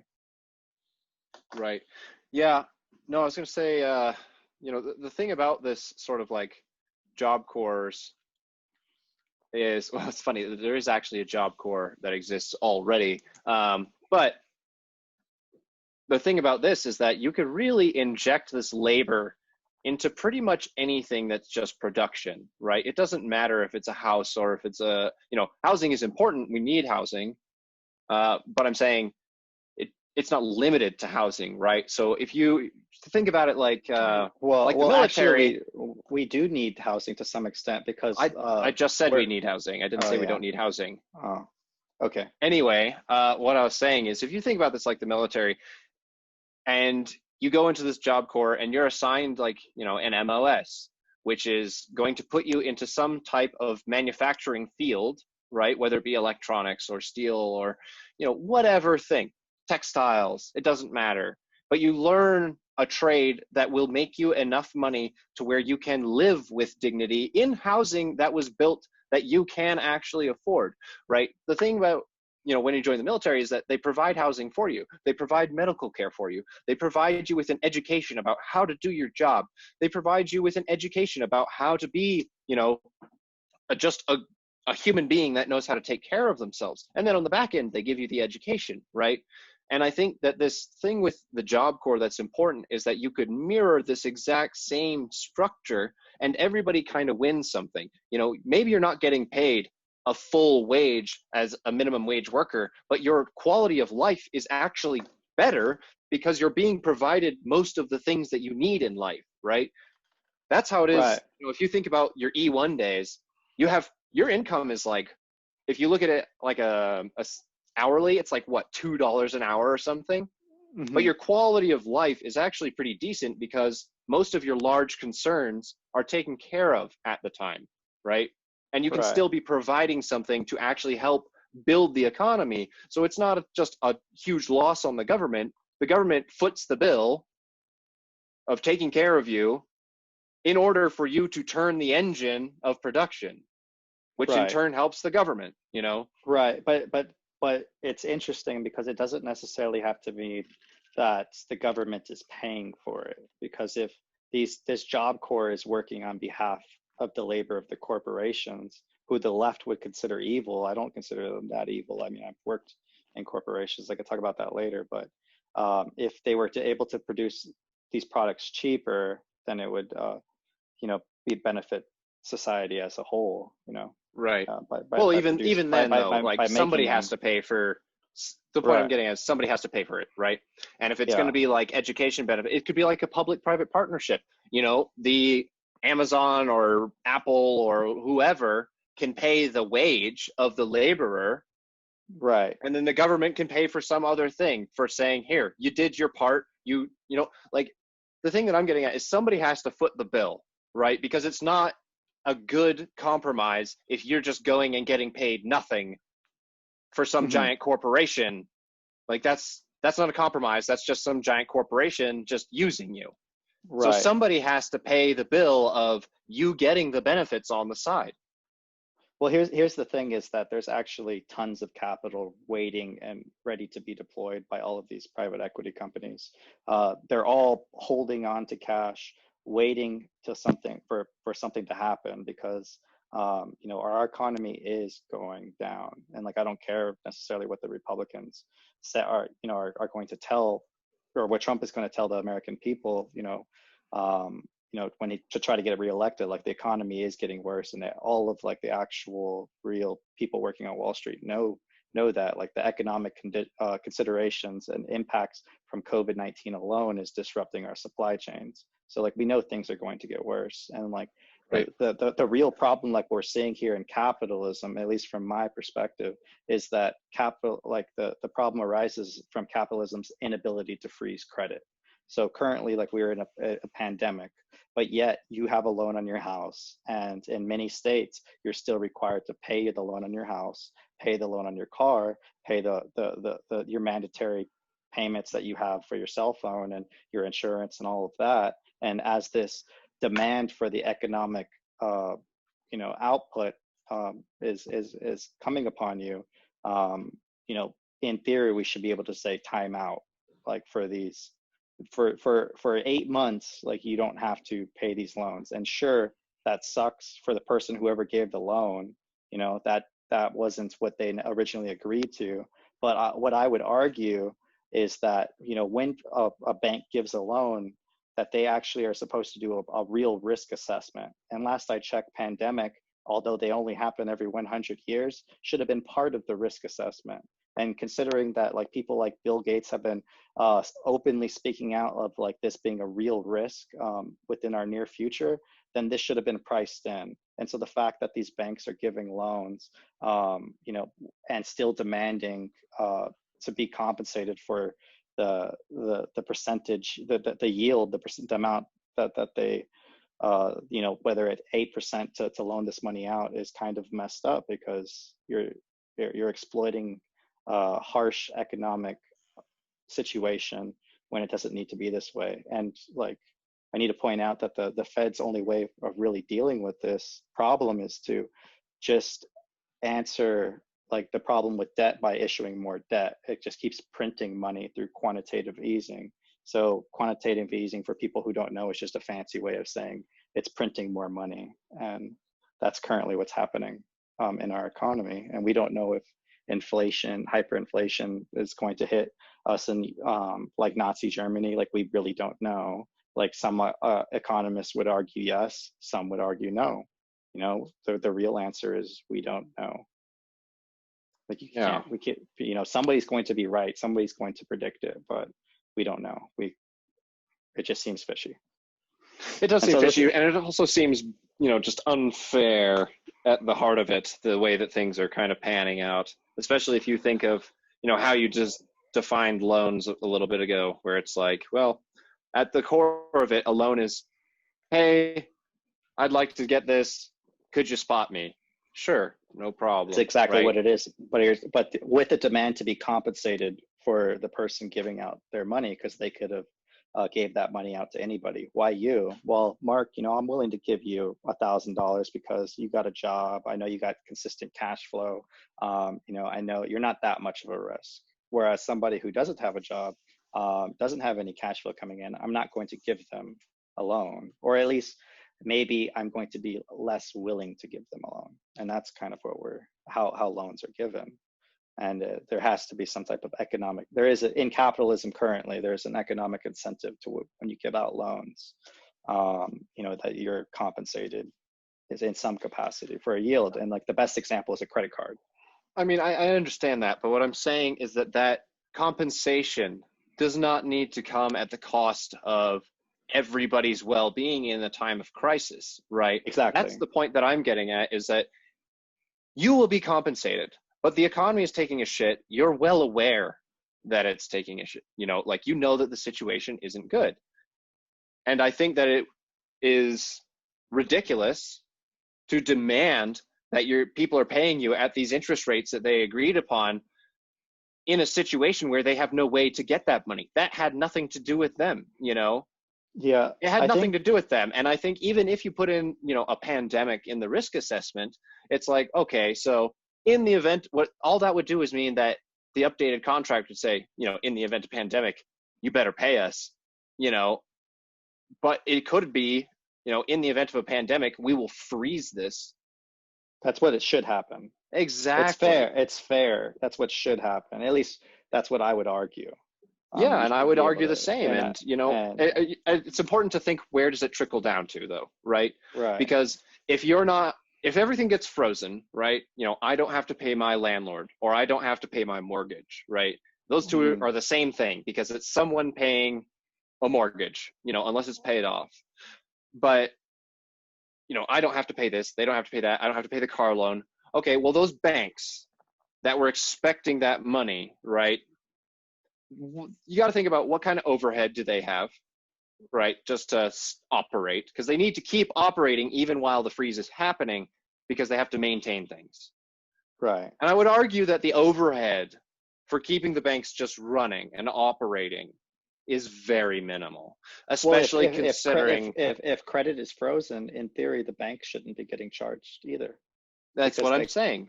But I mean, like, if you're going to freeze everything, people still got to get paid, right? Like, people got to get paid. So even if gotta everything's stimulate frozen, the local economy at least to stay alive. exactly, because otherwise groceries, what are you going to do? Well, everything's frozen, so I guess we just give out the groceries for free. No, like people still need to be able to spend money and get paid, which means that if the banks are going to stay open, they have to be able to pay their employees, right?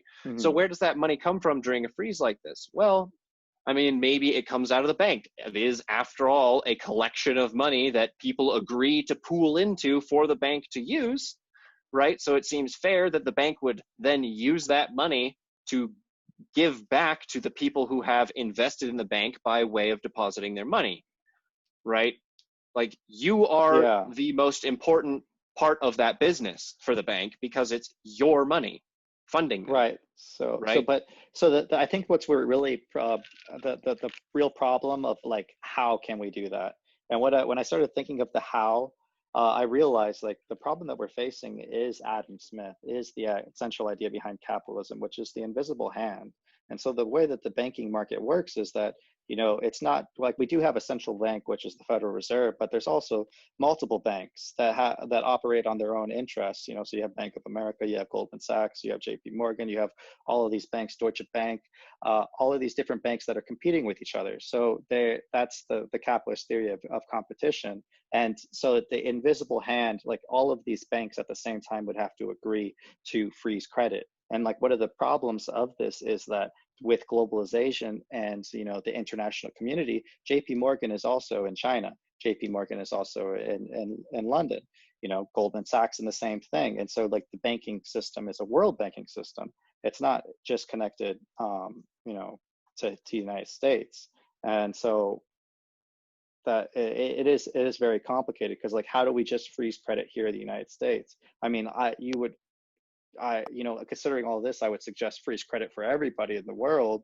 But then that's also could be somewhat alarming because nations are going to recover from this at different times. And when is it appropriate for a nation like the United States to demand like a nation like India, like, oh, you know, like the period ended and now you owe us this percentage in reserve, even though maybe India, who's not as developed and doesn't have as much advanced medicine, access to advanced medicine, will have to pay the interest payments before they were intended to. Right. Well, I think that's sort of like a fundamental problem with globalism is that once everyone is super interconnected, one problem somewhere can have massive effects on everything else. Or, you know, it's created like this giant web of relationships.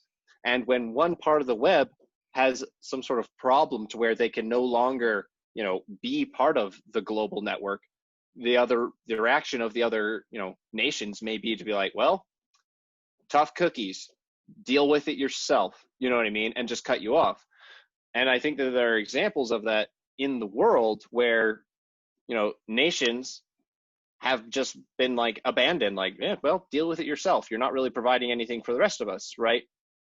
And I think that that is one of the sort of pitfalls, I guess, of having such a globally connected system is that you need, in order for it to be, you know, safe for individual nations or individual pockets of people, everyone globally has to be on the same page that like, hey, we're in this together.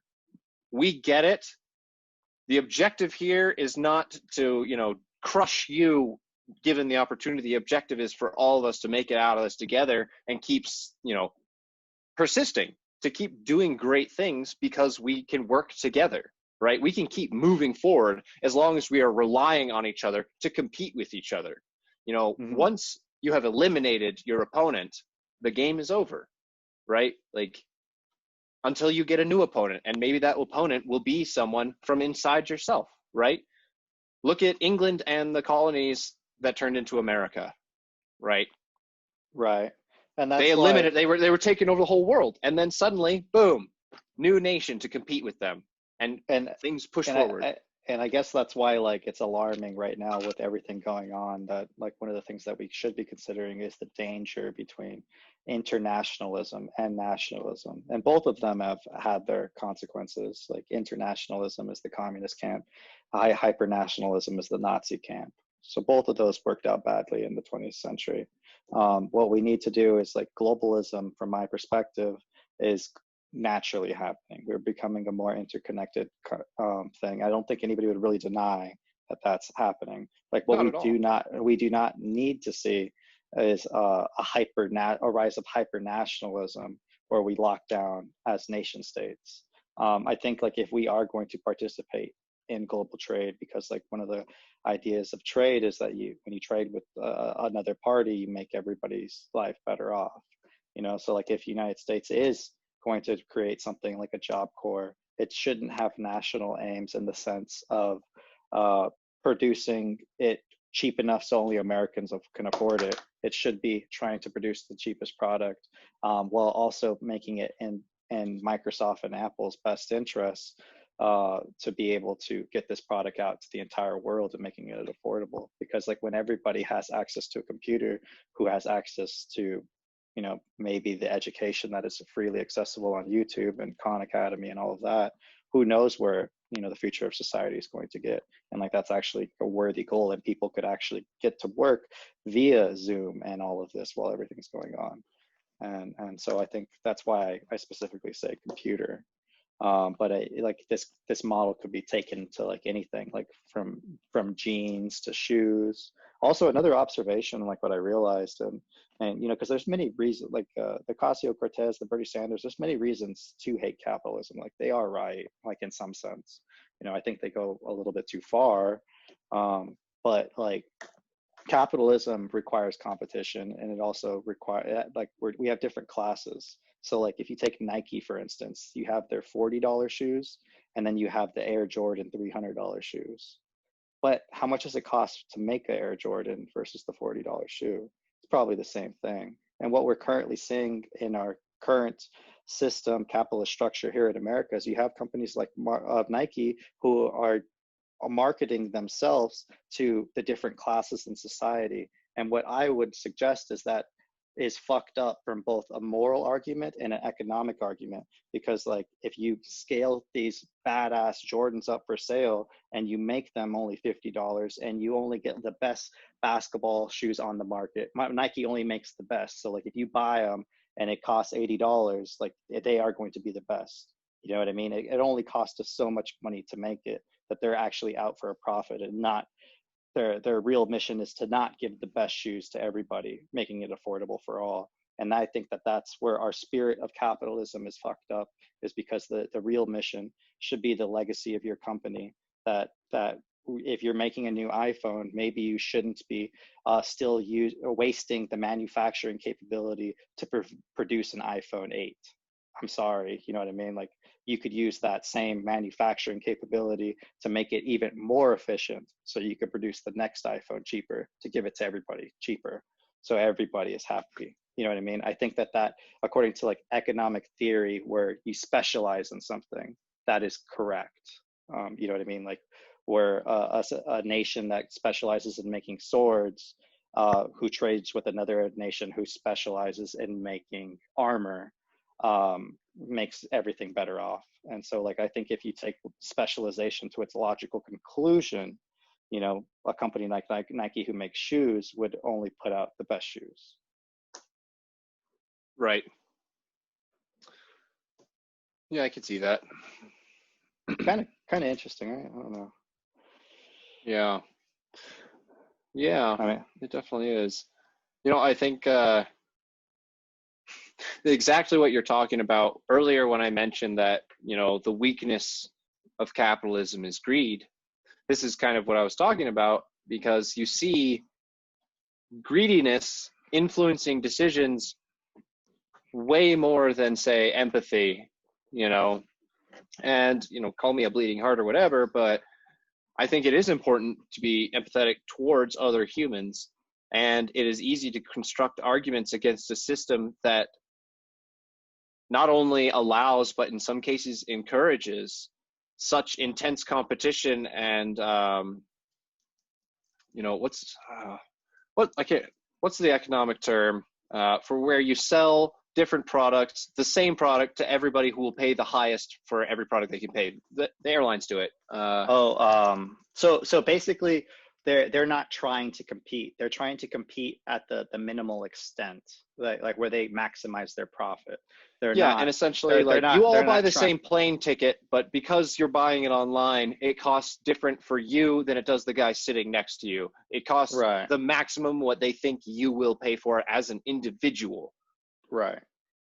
So it's too Right. concerned with profits, that it's Yeah. actually, but maybe this is the problem, that it's that our current way of thinking is too short term, that we don't see the long term economic potential by taking the sacrifice of these immediate profits now by scaling stuff up. So to where you've created a company that is so efficient that these $40 shoes that you put out to the entire world, or 20 or whatever, because that you've got it out to the entire world and everybody knows that Nike makes badass, running shoes, at the cheapest price. I think that's a lot of profit could be made that way. The problem is getting there. And I think Well, look, I that's, mean, that's basically China's whole economy, is that they're doing that. I mean, yeah, speaking of Nike, they're making it. but they still follow the same hierarchy of the Right. different types of shoes and that class structure. I would Right. say, and I don't know if this is like a Marxist critique or whatever, and so like I don't necessarily fully condemn the Marxists, but like that concept of hierarchies is like I don't think it's rational to waste your manufacturing capabilities on producing old products just for the sake of expanding your profits. Like, if you're going to make a new iPad, just make the new iPad. Right, and make it more affordable for everyone. Yeah, because I Expand your guarantee you market. the cost to produce a MacBook Pro versus the old the cheaper models that Apple might make is probably relative, like in terms of their cost of goods sold to make the actual laptop. Oh yeah, almost certainly. Yeah. But that's, I guess, yeah, greed really. Too much concern with profits. I mean, it's a look at the way that so many companies are over leveraged right now. That's a symptom of that. That's saying, well, we can leverage ourselves massively heavily and we can turn a huge profit, right? Yeah, there are those. But then where are we companies. stuck right now when you can't leverage that debt anymore? You're fucked. The airlines, like we were just talking about, that's exactly what I was going to talk about. Greedy bastards But who are Boeing. gouging you for the fucking seats are going under now because they over leverage themselves because they're too concerned with making a profit and not concerned without actually, running a business well. Yeah. It's interesting that you say that because, like, on the one hand, like, Boeing / the airline companies in general already have high costs associated with their industry. So like, it's no secret it costs millions of dollars to produce an airplane. So like, considering that, like, that's already a problem in itself. The problem that Boeing recently experienced is that they were taking all of their profits and actually doing stock buybacks, thinking that by doing a stock buyback, which, like, let's say there's a 1,000 shares of Boeing out there and you do 500 shares of stock buybacks, now there's only 500 shares that exist total, thus increasing the entire value of the stock portfolio if you own the shares of Boeing. You know what I mean? So Boeing, I think they were around $350, and they kept doing these stock buybacks. Well, after COVID-19 hit, but air travel stopped overnight, and the value of their stock was no longer there. So they got it to a point where it's 358, top price, and then it sinks all the way down to like 120. If you're in Boeing situation, like, you're in a really fucked up situation because you don't want to sell your shares in Boeing at $120 to issue more equity when it's not going to raise enough money. Whereas when they artificially raised their stock price to 358 by doing these stock buybacks, they could have issued equity and raised even more money by keeping it there. So, right. I mean, I think in corporate finance theory, like, this is something that's going to be talked about for a while, like the case study of Boeing. Oh man. Yeah. So where do we go from here? You know, I think we've covered quite a lot here, but you know, I think what's one of the you know, to get back to where we started here, talking about Black Lives Matter and what do they mean, you know? Can I time out for a sec? Yeah, I'm gonna pause because I think we're at wait, but real quick, anyway, we'll do action in a second. But the thing that I wanted to get at is that, like, since you and I have been talking about this all week, like, we're on the same page for a lot of the conversations that we're having, but the viewers weren't part of any of that. So, like, that's why I'm trying to lay out context before we go into these discussions and things, because, like, you're making an argument and presenting it to me, which I understand because we've been talking all week, but the viewers have not been in those conversations. So, like, it's just like, okay, you're making this argument out of nowhere, and, like, what's the context and why you're bringing this up and all those other things. You know what I mean? Mm-hmm. So that's what I was trying to get at. Anyway, I think we're good to go. So if you want to, okay. Oh wait, how do you want to bring it back? You just be like, and we're back. Well, we're already in it, so okay. You're like, right. So this is weird. All right, and we're back. Cut. All right. So where I was, sorry, we had to take a brief intermission. Where I was going with this is I wanted to try and tie back this entire conversation to where we sort of started today, which is, you know, who are the groups of people that we're seeing out in the streets today in America, and what are the things that they desire? And just now, you know, we kind of went through a long list of problems in our society that we're all suffering from, that I think we can all get behind. You know, like, I think we can all get behind the fact that we want everyone to have, you know, opportunity. And I think we can all get behind the fact that there's a lot of greedy companies out there that are kind of screwing us, right? According to my long research that I've been doing on this particular topic it's pretty interesting to me. I found 4 things that we all are trying to debate, but we are unable to do successfully, which is tearing the market or the country apart, which is that we all believe that we want to reform the economy. We all believe that we want to reform the police/legal system. We all agree that we want to reform education. And we all agree that we want investing in infrastructure and affordable housing. We all agree on that. So the fact that we're having revolution or talks of revolution or potential fear of revolutionary violence suggests that maybe this Marxist element of the Black Lives Matter movement is worth taking serious. And like, the reason I say that we agree on all of these 4 issues, and if you have any more, please like put them in the chat. You know, that you see that are broad topics about everything, but I feel like that those 4 things pretty much cover everything. That is what's being widely debated in our society. Like, sure, you could offer immigration, but I think that goes back to the economy, because like one of the things that I believe for reforming our immigration system, at least with the problem that we're seeing with undocumented workers, you know, the divide between the left and the right is like, on the right, they believe these undocumented workers are bad because they're not paying into taxes the same way as legal citizens from their perspective. And then on the left side of the political spectrum, they would argue that those are people too. And both are correct. And I think the real way of in fixing this problem is changing the way that taxes are done here in America, where we radically reform our tax system to where pretty much everything is only sales tax. And so that way we know exactly what we're paying for upfront in taxes. So if 50% of our money is going to taxes, then that $1 candy bar is going to cost $1.50. You know what I mean? And sure, that's going to anger people a lot. It's going to appear that candy bar costs a lot more in the short run. But in the long run, what does that do?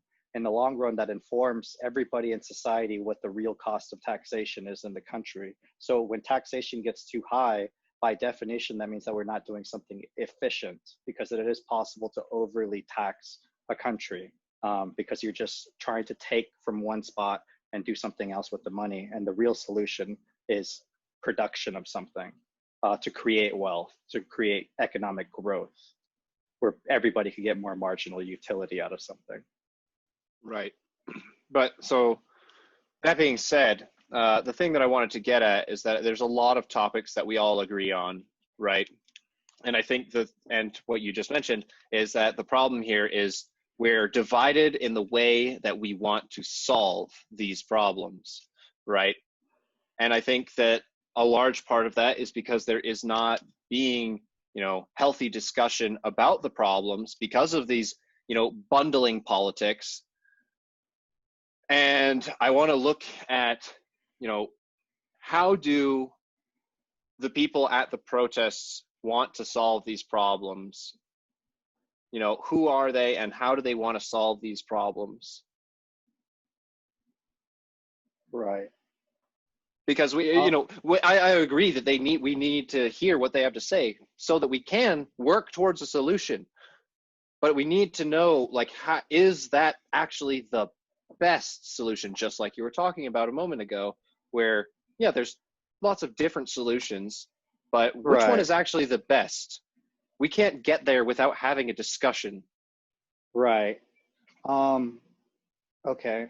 So I think putting more context and to really understand what's going on, at least from my perspective, is that one of the things that everybody needs to know is that Marxist groups are fragmented, or at least groups on the left are fragmented, and that's it goes true all the same thing on the right. They are fragmented. Not everybody is a right-wing Nazi, and not everybody is a communist like Stalin. But those people exist, and those people exist, and those people get a lot of attention in the current way our media works, because they like to focus on the bad and make whatever political argument that they want. But the truth is that the majority of the people are somewhere in the middle. They're less radical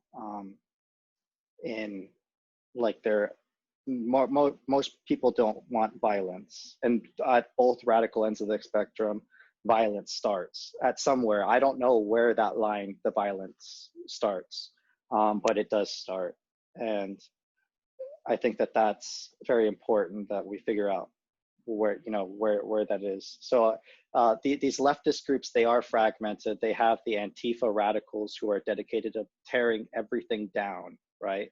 So they believe the Marxist idea of revolution, where you could tear down the capitalist system and something new is going to reemerge, that something better, hopefully some type of socialist society, with the end goal being the ultimate utopian communist state.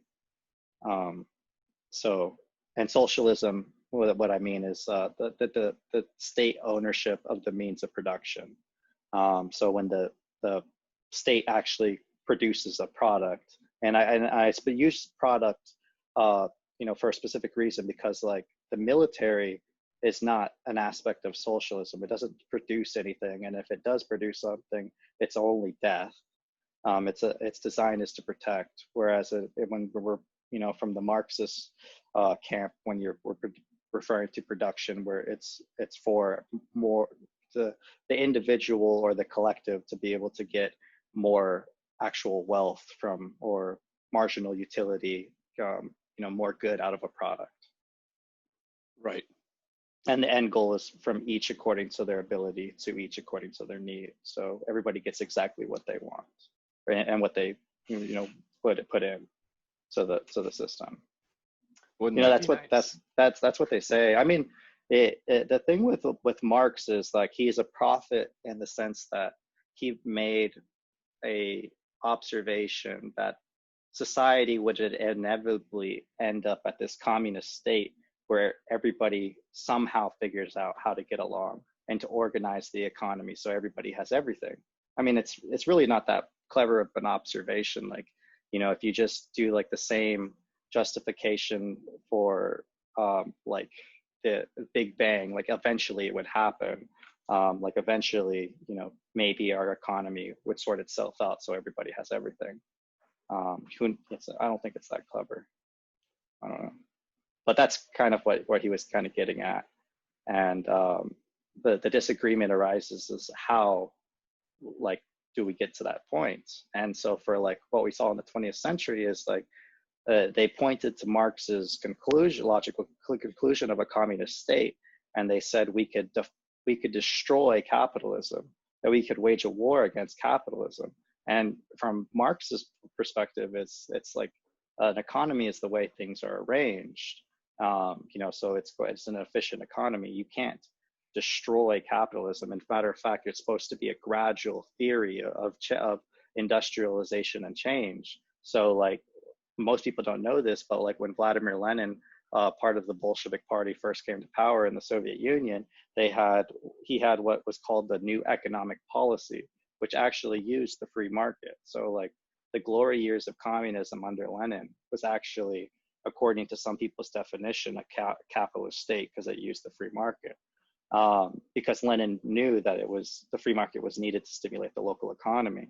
What the communists in the Soviet Union tried to do is they foolishly thought that they could scientifically come up with a way to centrally control the market, so where you could eliminate the price mechanism, and thus making Marx's utopian a reality of from each according to their ability to each according to their need.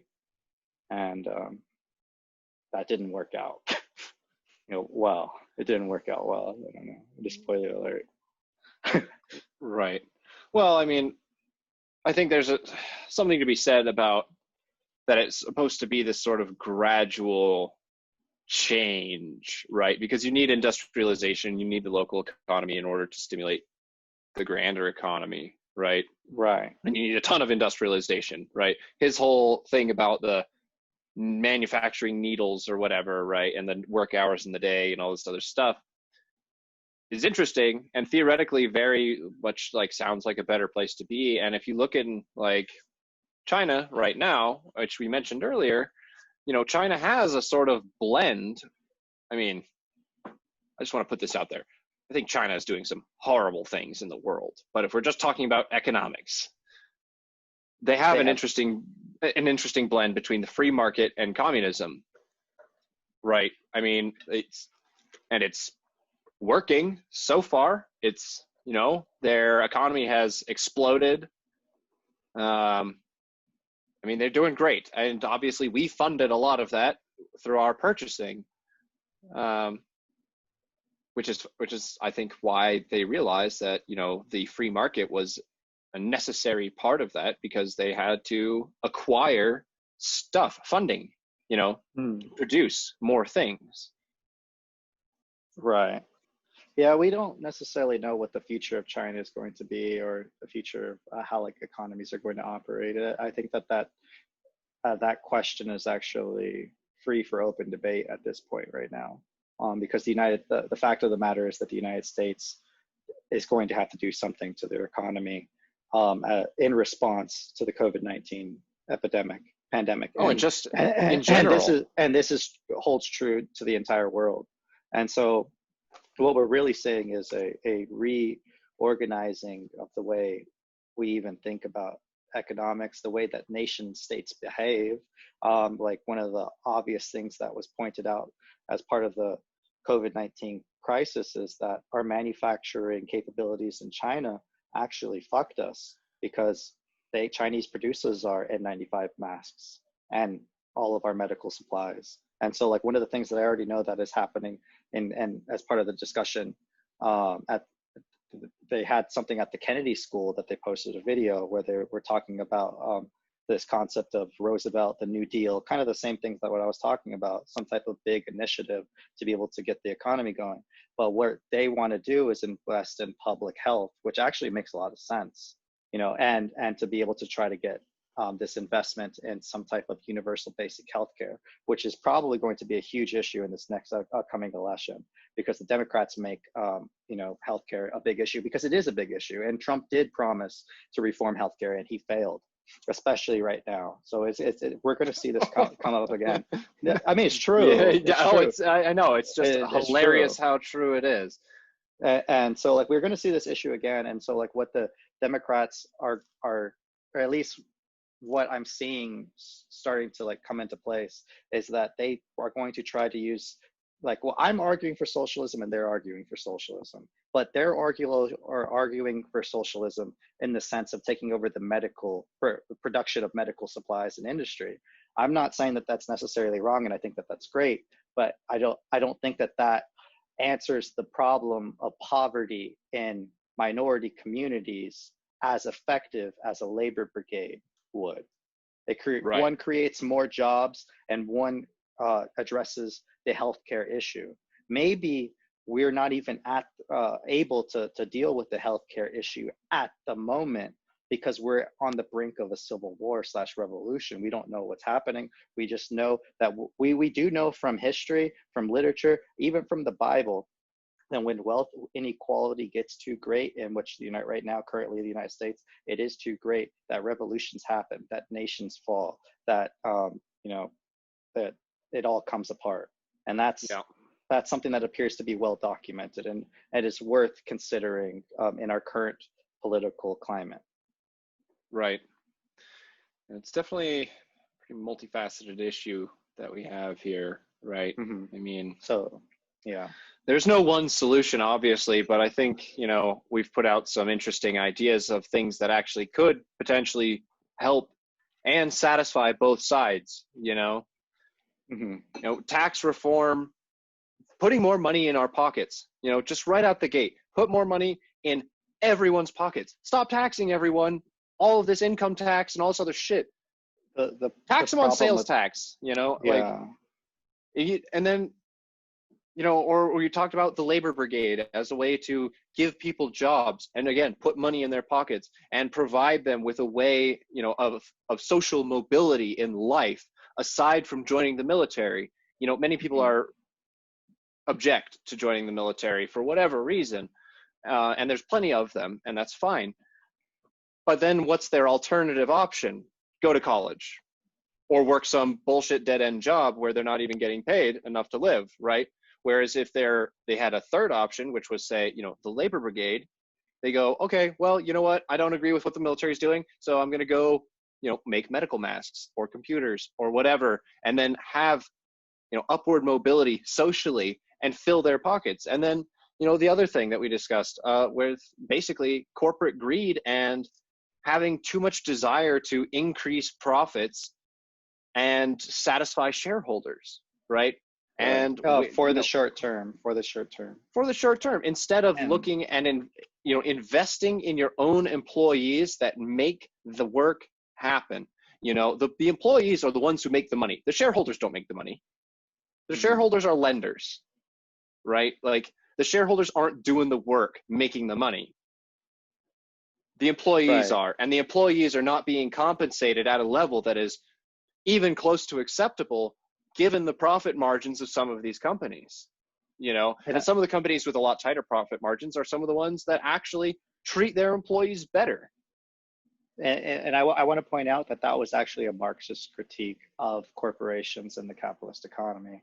That, like, what we're seeing from, like, some democratic socialists is that they use the term democratic socialists to argue one of Marx's positions, which is he thought that there's labor, that people's labor should be democratically, get debated amongst the profits. So, like, I guess one way of looking at this is, like, if me and you open a lemonade stand and we made it cost us $10 to make the stand, right? So $10, and we made $100 in profits, and we made $100 in revenue and we made $90 in profits. Do I get to keep $45 and you get to keep $45, or do you get to keep $80 and I get $10 because you're the CEO and I was the person who was hired? And see, what Marx, like, basically figured out is that society hasn't, like, we haven't agreed on that situation, that it's not necessarily clear, and he wants the workers to be able to negotiate that. Is it 50-50 or is it 90-20? Because, like, there is a strong argument to be made. Like, if you're Jeff Bezos and you're spending 100-hour work weeks making Amazon, doing the research, putting in all the work, then maybe you do deserve to be compensated for your labor.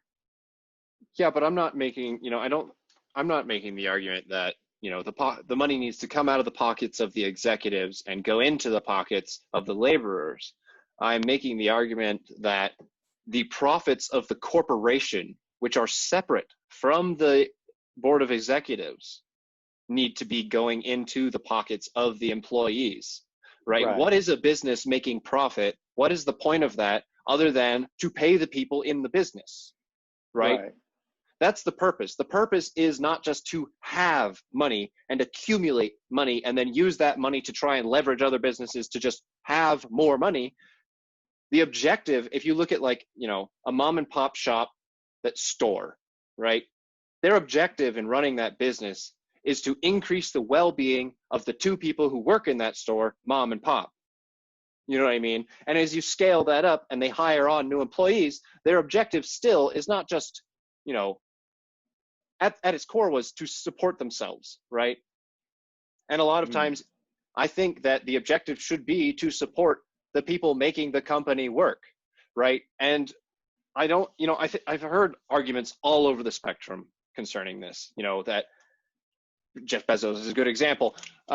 No person should have that much money. There should be a cap at some $1 million or something, and like arguments like that just make no sense to me because like, again, hard dollar amounts are just not an effective way of doing things. It's just like the minimum wage. Opinion.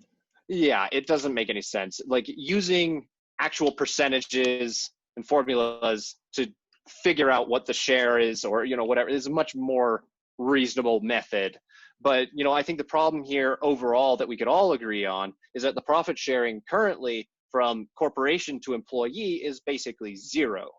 You know what I mean? You get paid the minimum that they can get away with paying you in a wage, and then do not profit share any of the yearly profits with you unless you're working in, some particular business, but overall that's not happening. How many Amazon employees are getting a profit share from Amazon? Even though they're Jeff Bezos may work his ass off, but a lot of the warehouse workers, they're working their ass off too, all week in horrible conditions, and they don't get to go home to their super mansion or anything. They get to go home to whatever tiny, crappy apartment they have.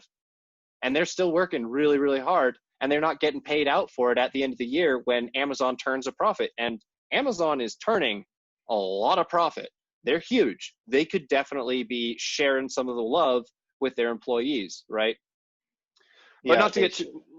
They should. And that all goes down to like it's easy to say they should, and when I point this out to people sometimes is that like people tend to use the word should as a synonym for I wish. Like, sure, I wish Amazon paid its people more. Like it does have the money to do so.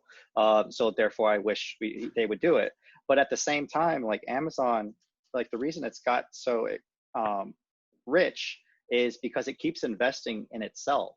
It's continuing to grow. And from a corporate finance perspective, like why would you not continue this trajectory of growth and prolong paying the profits later? Because like there are Amazon, at least it can be argued that there are a lot of people who make good wages at Amazon. Sure, there are people who maybe appear to be getting somewhat exploited, but I think for the large part, Amazon does pay its wagers a decent wage, and it could, in theory, pay people more. It's just the people, whoever's running the corporation of Amazon, Jeff Bezos or whatever, his board, they've somehow been able to identify new ways to keep their revenue growth expanding, and they're expanding like at phenomenal rates where it's like 30%, 20%, 10%, which is actually insane because like, for mature companies, they expand at around like 3-4% a year. Like when you're saying, beyond 10% growth in revenue, it's irrational to take those profits and just pay your employees short-term gains. You know what I mean? Yes, I can see that. But on the other hand, by doing this to your employees and paying out all of those gains to your upper level execs and out to your shareholders, how sustainable is that? When is the turnaround point to where you say, okay, we've reached a point where we can give back to some of the employees. That time will never happen, because what will happen is the trajectory will go up, up, up, up. And then once it starts to level out, they go, oh, we definitely can't give away money now because we're not going up anymore. And if it starts to go down, then they're definitely not going to profit share anything. They're going to soak up as much as possible. So what is the turnaround point? I understand that there is a trajectory that is, great. It looks awesome for the company. They're doing well. But also, what are they losing by not paying in to the employees that make the company run, and also for, are likely customers of the same company, right? And who could go out into the world and put out more money into the market. Right. What's interesting? As you were talking, one of the things that I somehow connected was that Amazon, like what we're basically arguing or suggesting is that we should force Amazon to pay its people to do it more. You could either do it through legislation by saying, hey, minimum wage is $16 now, you dirty, asshole corporation, and treating them bad. But what we don't just necessarily inflate the prices, right. Then, well, you wouldn't get well, I paid. mean, that's one thing. I think another thing which I've argued for in the past is this concept of profit sharing, and I do believe profit sharing would actually, if you're setting the minimum wage at 15, if you take a company that's rich like Amazon and you take a certain percentage of profit, they're going to get a lot more than $15 minimum wage, which is which is why I think this political correctness bullshit is fucked up, because like that idea should be in the public this part of the public discourse. But anybody who challenges the $15 minimum wage narrative doesn't love poor people, and they shout you down, and it's just like, you guys don't even take the chance to listen to new ideas. You know what I mean? Right. Well, not to mention the $15 minimum wage. Like I said, it just doesn't make sense, because all of that money that they're spending, they're just going to inflate the price. Like everything just inflates, Right.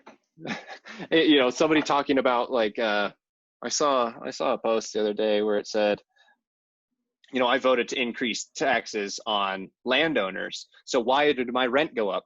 Well, because you're paying that tax. You're paying that rent. You know what I mean? It's the same concept of like, I see this as a solution, i.e. I want a minimum wage, or I want, taxes on these people to go up, or whatever. But it's not actually a real solution. It's just a jump the gun. This sounds nice. I could use 15. That's $2 more an hour than I make right now. Well, yeah, but that's peanuts compared to you getting, some percentage of the company's total profit every quarter or once a year, whatever it is. Yeah, exactly. I'd much rather have that, Me too. And I'd also, or maybe record, I'd rather not get taxed on my income taxes. Or if you're Amazon, you issue them one share a year. Amazon's at $2,500, I believe, last I checked. If you issue them one share a year, 2 shares a year, which probably you could write that out as something. I don't know. They'll figure out a way to do that. But that's a bonus. You know what I mean? And then also it gives them security in the company, because if the company's doing well, they're doing well. Exactly. And it's making capitalism become more efficient and getting more ambition into people to want to do good. Like if you're working for McDonald's and you're only getting paid $15 minimum wage, and McDonald's made a bunch of money and profit, it's fucked up. But if you're actually, if you're a drive-through worker at McDonald's and you're making $30 for your wages now, because we're doing profit sharing, and McDonald's could actually afford it, then people don't disrespect McDonald's workers anymore. We don't look down on them. Yeah, because they're getting their fair share, and they actually have a life of dignity. And now it's just like, the crazy thing is, like, we do need people working for McDonald's, and and their job is not. I mean, you can make the argument that there are more important jobs than a McDonald's worker, but the point is that it's still an important job that are to maintain the current way of life that we have in America. That worker gives people satisfaction every single day by giving them a McFlurry and some French fries, even though that food may be unhealthy. Right. Well, dude, it's the same thing that's, very similar to a discussion that's been going on about sanitation workers for a really long time. Sanitation workers, actually some of them get paid pretty well if you're talking about sanitation for like a city or whatever, but they actually do all right. But a lot of people do look down on them. But if you looked at like, the janitors that work at like Goldman Sachs, they're in there. I guarantee you they have janitors. You know what I mean? Mm. Are they getting a share of anything? No. They're probably contracted out, to be honest. They might be contracted, but even still, are they getting a share from the corporation that they're contracting from? And you need to think like something like a sanitation worker is like super important. People look down on sanitation workers, but they're providing a service to everyone all the time. Especially now that we all need. We all need it all the time. Nobody wants to clean stuff up ever. Somebody's got to do it though, because otherwise we'll live in filth. So those it goes all across the spectrum. The more that we treat people with dignity and do share the profits of the company, I think the better that we'll see people's attitudes improve. The economy would probably improve well because people would have more spending power and would be more willing to go out and spend money on something or go somewhere and do something. As of right now, where if you're struggling, you're drowning in your school debt and you're working as a waiter, we need to figure out new ways to reduce costs for everybody. And like one of the things, like you talked about property taxes earlier, and one of the arguments, like I want to point out that the left has recently been saying is that property is a right. And so like that was the justification for the reason why here in Los Angeles that the LAPD is not allowed to arrest homeless, because they have the right to property. Like since the state can't give them property, then they have the right to sleep here. That whatever the point, however you feel about it, I think is irregardless. The point being, if property is a right, then why is the left taxing property taxes? Oh man, you know what I mean? Well, it goes down to the same thing that the same people will argue that tampons shouldn't be a luxury tax. You can't have the same two things being true. That property is a right, and we have to house these homeless people and tax property owners. That's trying to deny them the right to life, liberty, and the pursuit of happiness, right? And so, I mean, that's why like I advocate for reforming our tax system to just go all to sales tax. And the reason I do that for many things, like the one example was, the undocumented worker, that would help cure like this economic drain. But the specter of racism here in the United States, because there's reasons for people to be angry at that decision, because some people make the argument that is racist for Donald Trump to want to enforce legal citizens. And me personally, I think we can't control it. Like most undocumented citizens are here, because they overstay their visas, and that's like the actual truth. So if we can't control it, like the first step to fixing a problem when you can't control is admitting that we can't do anything, right? And so what I think is appropriate is like if the real resentment arises at the fact that we have people coming here to the United States who appear to not be paying into the system, but somehow reaping the benefits of our system, then we just reform the way that taxation is done completely by ensuring that everybody is taxed equally. Both the rich and the poor are all being taxed. And you know what that would in theory do once you have this flat sales tax rate? Well, the rich actually spend more money just in general on their luxury items, on their luxury lifestyle, going out to eat and everything. And so what they would do is, in theory, since they're spending everything, it would raise taxes on the rich by definition, because they're spending more. Right now, exactly proportionally to what they buy. Exactly. Right now, the rich are getting off easy because they're only spending 10% on taxes. You know what I mean? And that's, I think is kind of interesting. Yeah. No, it is. Oh man. Well, I see we've we're working on curing many of the ills of the world here. I was going to say, I think taxation might be a good idea on I really don't like property tax. I think it's kind of horseshit. Like, unless somebody from the government is going to come and mow my lawn for free, or, like, handle something, like, I don't see why they get a slice of my property.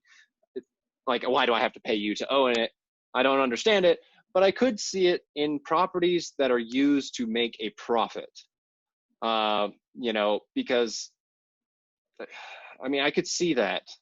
I don't know exactly how I would see it being actually built out, but I could see that. But taxing someone just on their residence, just to own a residence, inherently is, goes back to what you're talking about, where, they said that property is a right. Well, taxing someone on having a residence is saying that you have to pay the government to exist, right? Exactly. In a home. It's the same reason that, I don't know if it's everywhere, but at least here in Colorado, you don't tax groceries. I think that everywhere, you don't tax groceries because that would be taxing someone for being alive, which is California, garbage. We tax groceries. That's garbage. It's the same thing as taxing tampons as a luxury tax. Garbage. Like, women's hygiene is not a luxury. You know what I mean? Like, I'm sure Right. They would rather not have to deal with it, but hey, they do. So why are you taxing them? Taxing people on their property tax is the same damn deal, especially in states where homelessness is, like, illegal. They're saying, okay, well, if you want to exist, you have to have a home. And to have a home, you have to pay the government. Like, it's a broken system. And not to mention, obviously we don't know where all the taxes necessarily go. It's hard to figure out just what the breakdown of our taxes really is. And I feel like that's a large frustration for a lot of people, is that they go, they know taxes, inherently that their taxes are coming out of their income, right? Because of your state and federal income tax. But it's much more difficult to figure out how much of each of those went to where, in their community.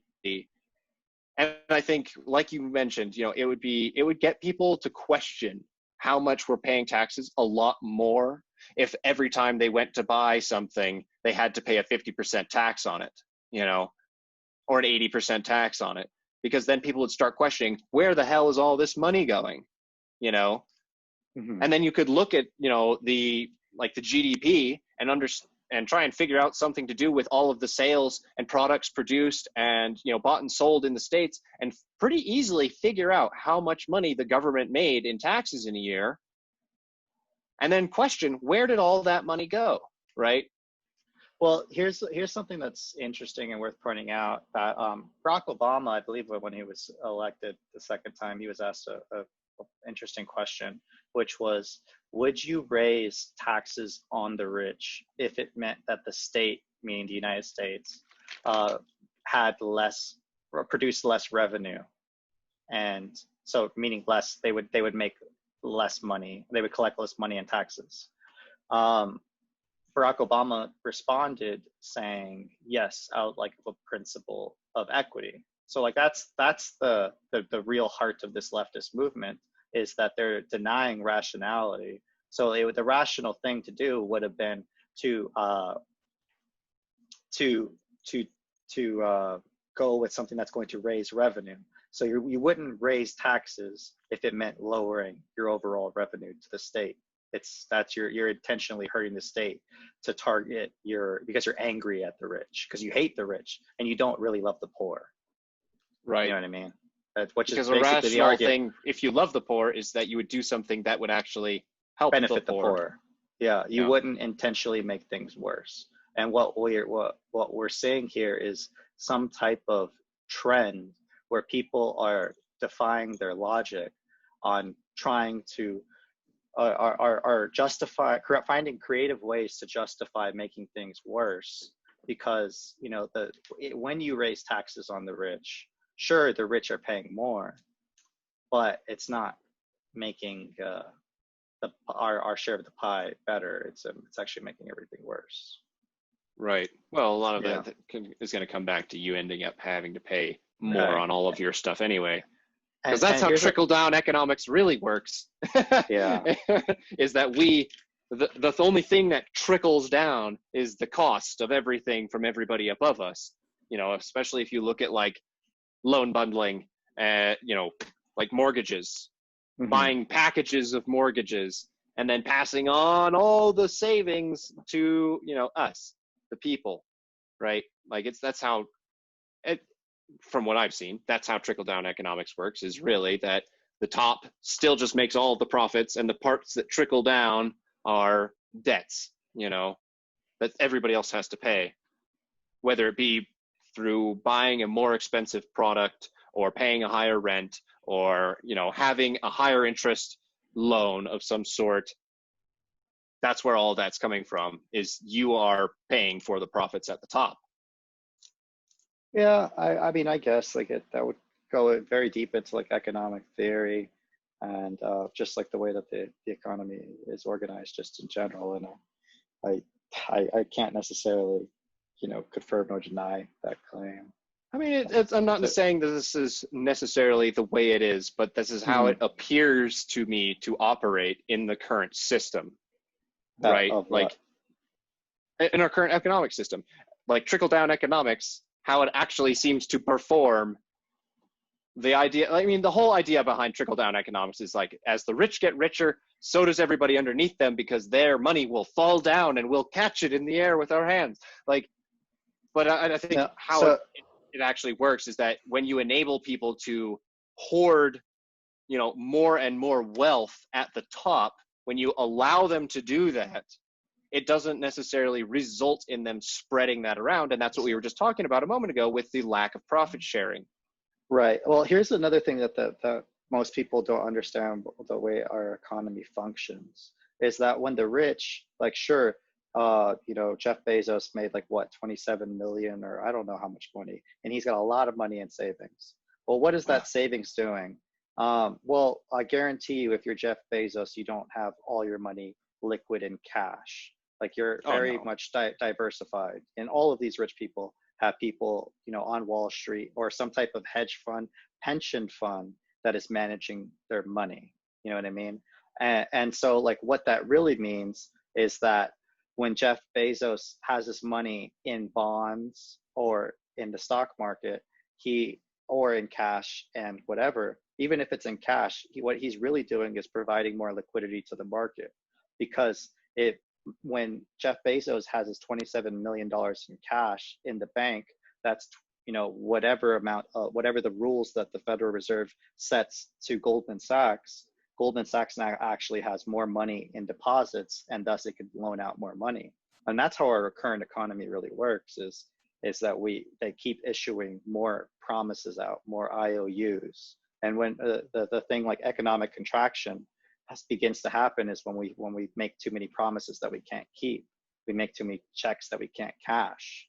You know what I mean? And so, well, putting out more loans than you could actually, or not putting out more loans, but I guess borrowing more money than you could ever pay back all at once without actually saying that you're borrowing it, you know? Right. Well, here's the thing, is that nobody really knows until you know. That they took out too much money. Most people are living their day-to-day lives, and they're like, okay, well, I'm gonna just, you know, buy this new TV that I've been expecting to buy, because you're not paying attention to actually what's going on in the economy. So you put that $1,000 TV on your credit card. Well, next thing, what happens is COVID-19 hits. Oh, well, now your job, which you were working, you got laid off, and now those people. So now you can't afford to pay your credit card payment for that TV, and now you're getting penalized. And what happens when now since you're unemployed, you have a debt from a TV, which, you know, because you assumed you were going to have a job tomorrow, but you don't. That was the unforeseen risk, and so now you're losing cash flow. You need to somehow make up for all your other payments, because you do have a house, you do have a car, you have other things. So what do you start to do? You start to take out loans, you start to put it on credit cards. And what happens when you can no longer pay back your credit cards and your loans? You default.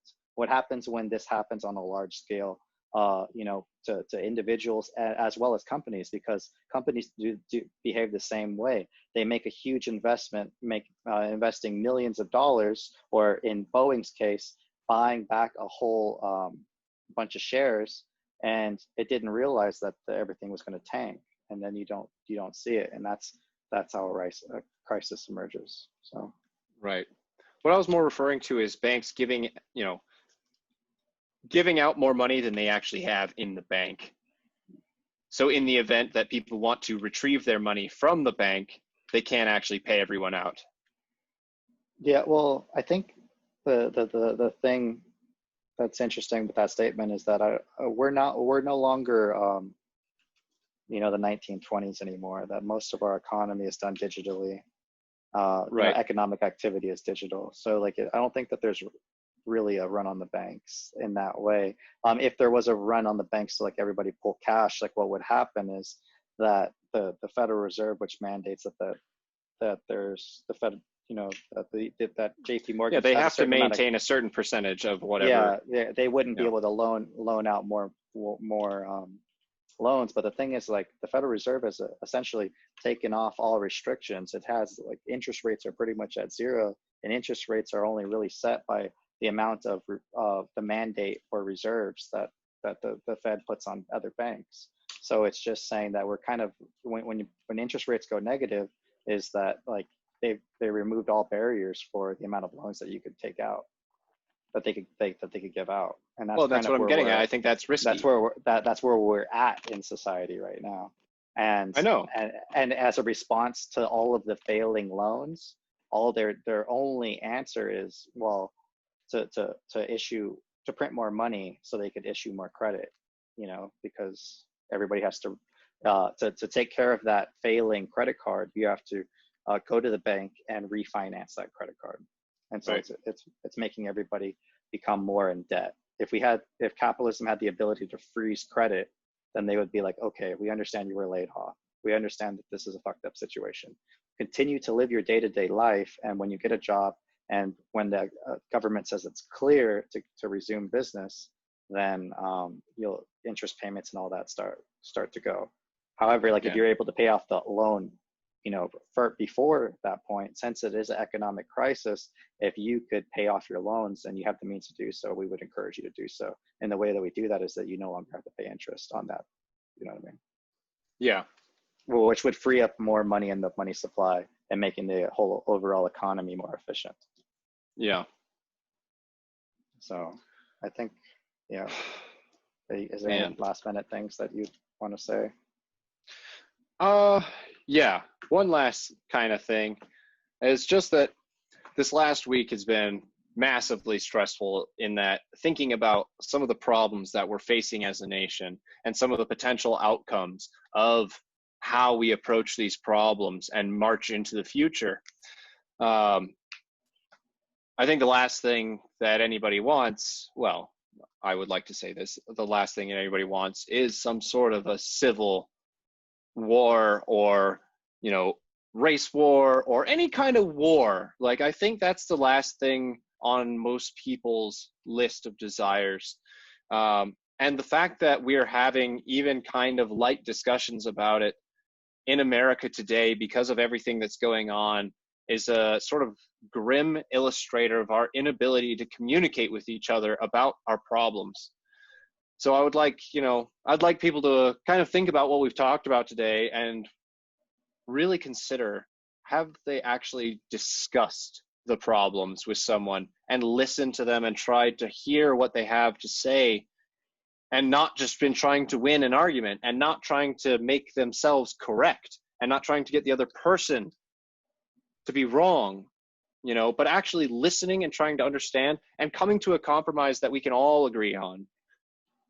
Finding the things that we have in common with each other, finding the desires that we all share, and figuring out how to accomplish those desires in a way that actually helps everybody.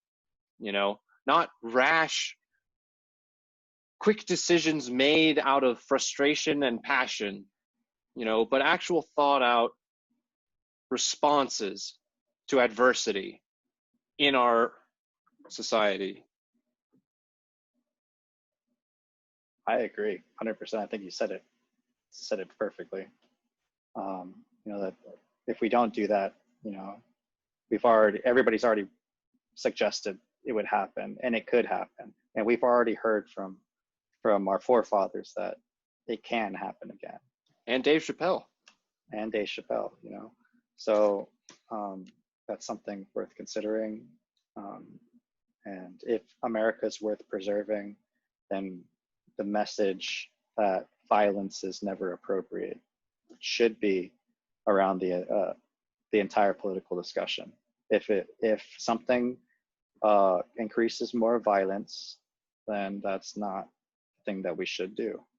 You know, whether that's Right. defunding the police or not. You know, if it's creating violence, if it's trying to destroy what we have here in America, then we're not with it. Because like the truth is, like, sure, America has a sinful past, but our history too as Americans has always been fixing it. That's our legacy as an America, is that we saw something wrong with England and we said, that's fucked up, we're gonna fix it. We saw something wrong with slavery, and we said, that's fucked up and we're gonna fix it. And now we're seeing something that's wrong with the legacy of slavery, and we're saying that's fucked up. We should fix it. We shouldn't. We need to actually do the work, which involves talking to each other. You know. Yeah. I think that's a good point. Good point. Good message. All right. Alrighty. Well, that's a wrap. And cut. All right. Cool. Yeah. I'm going to keep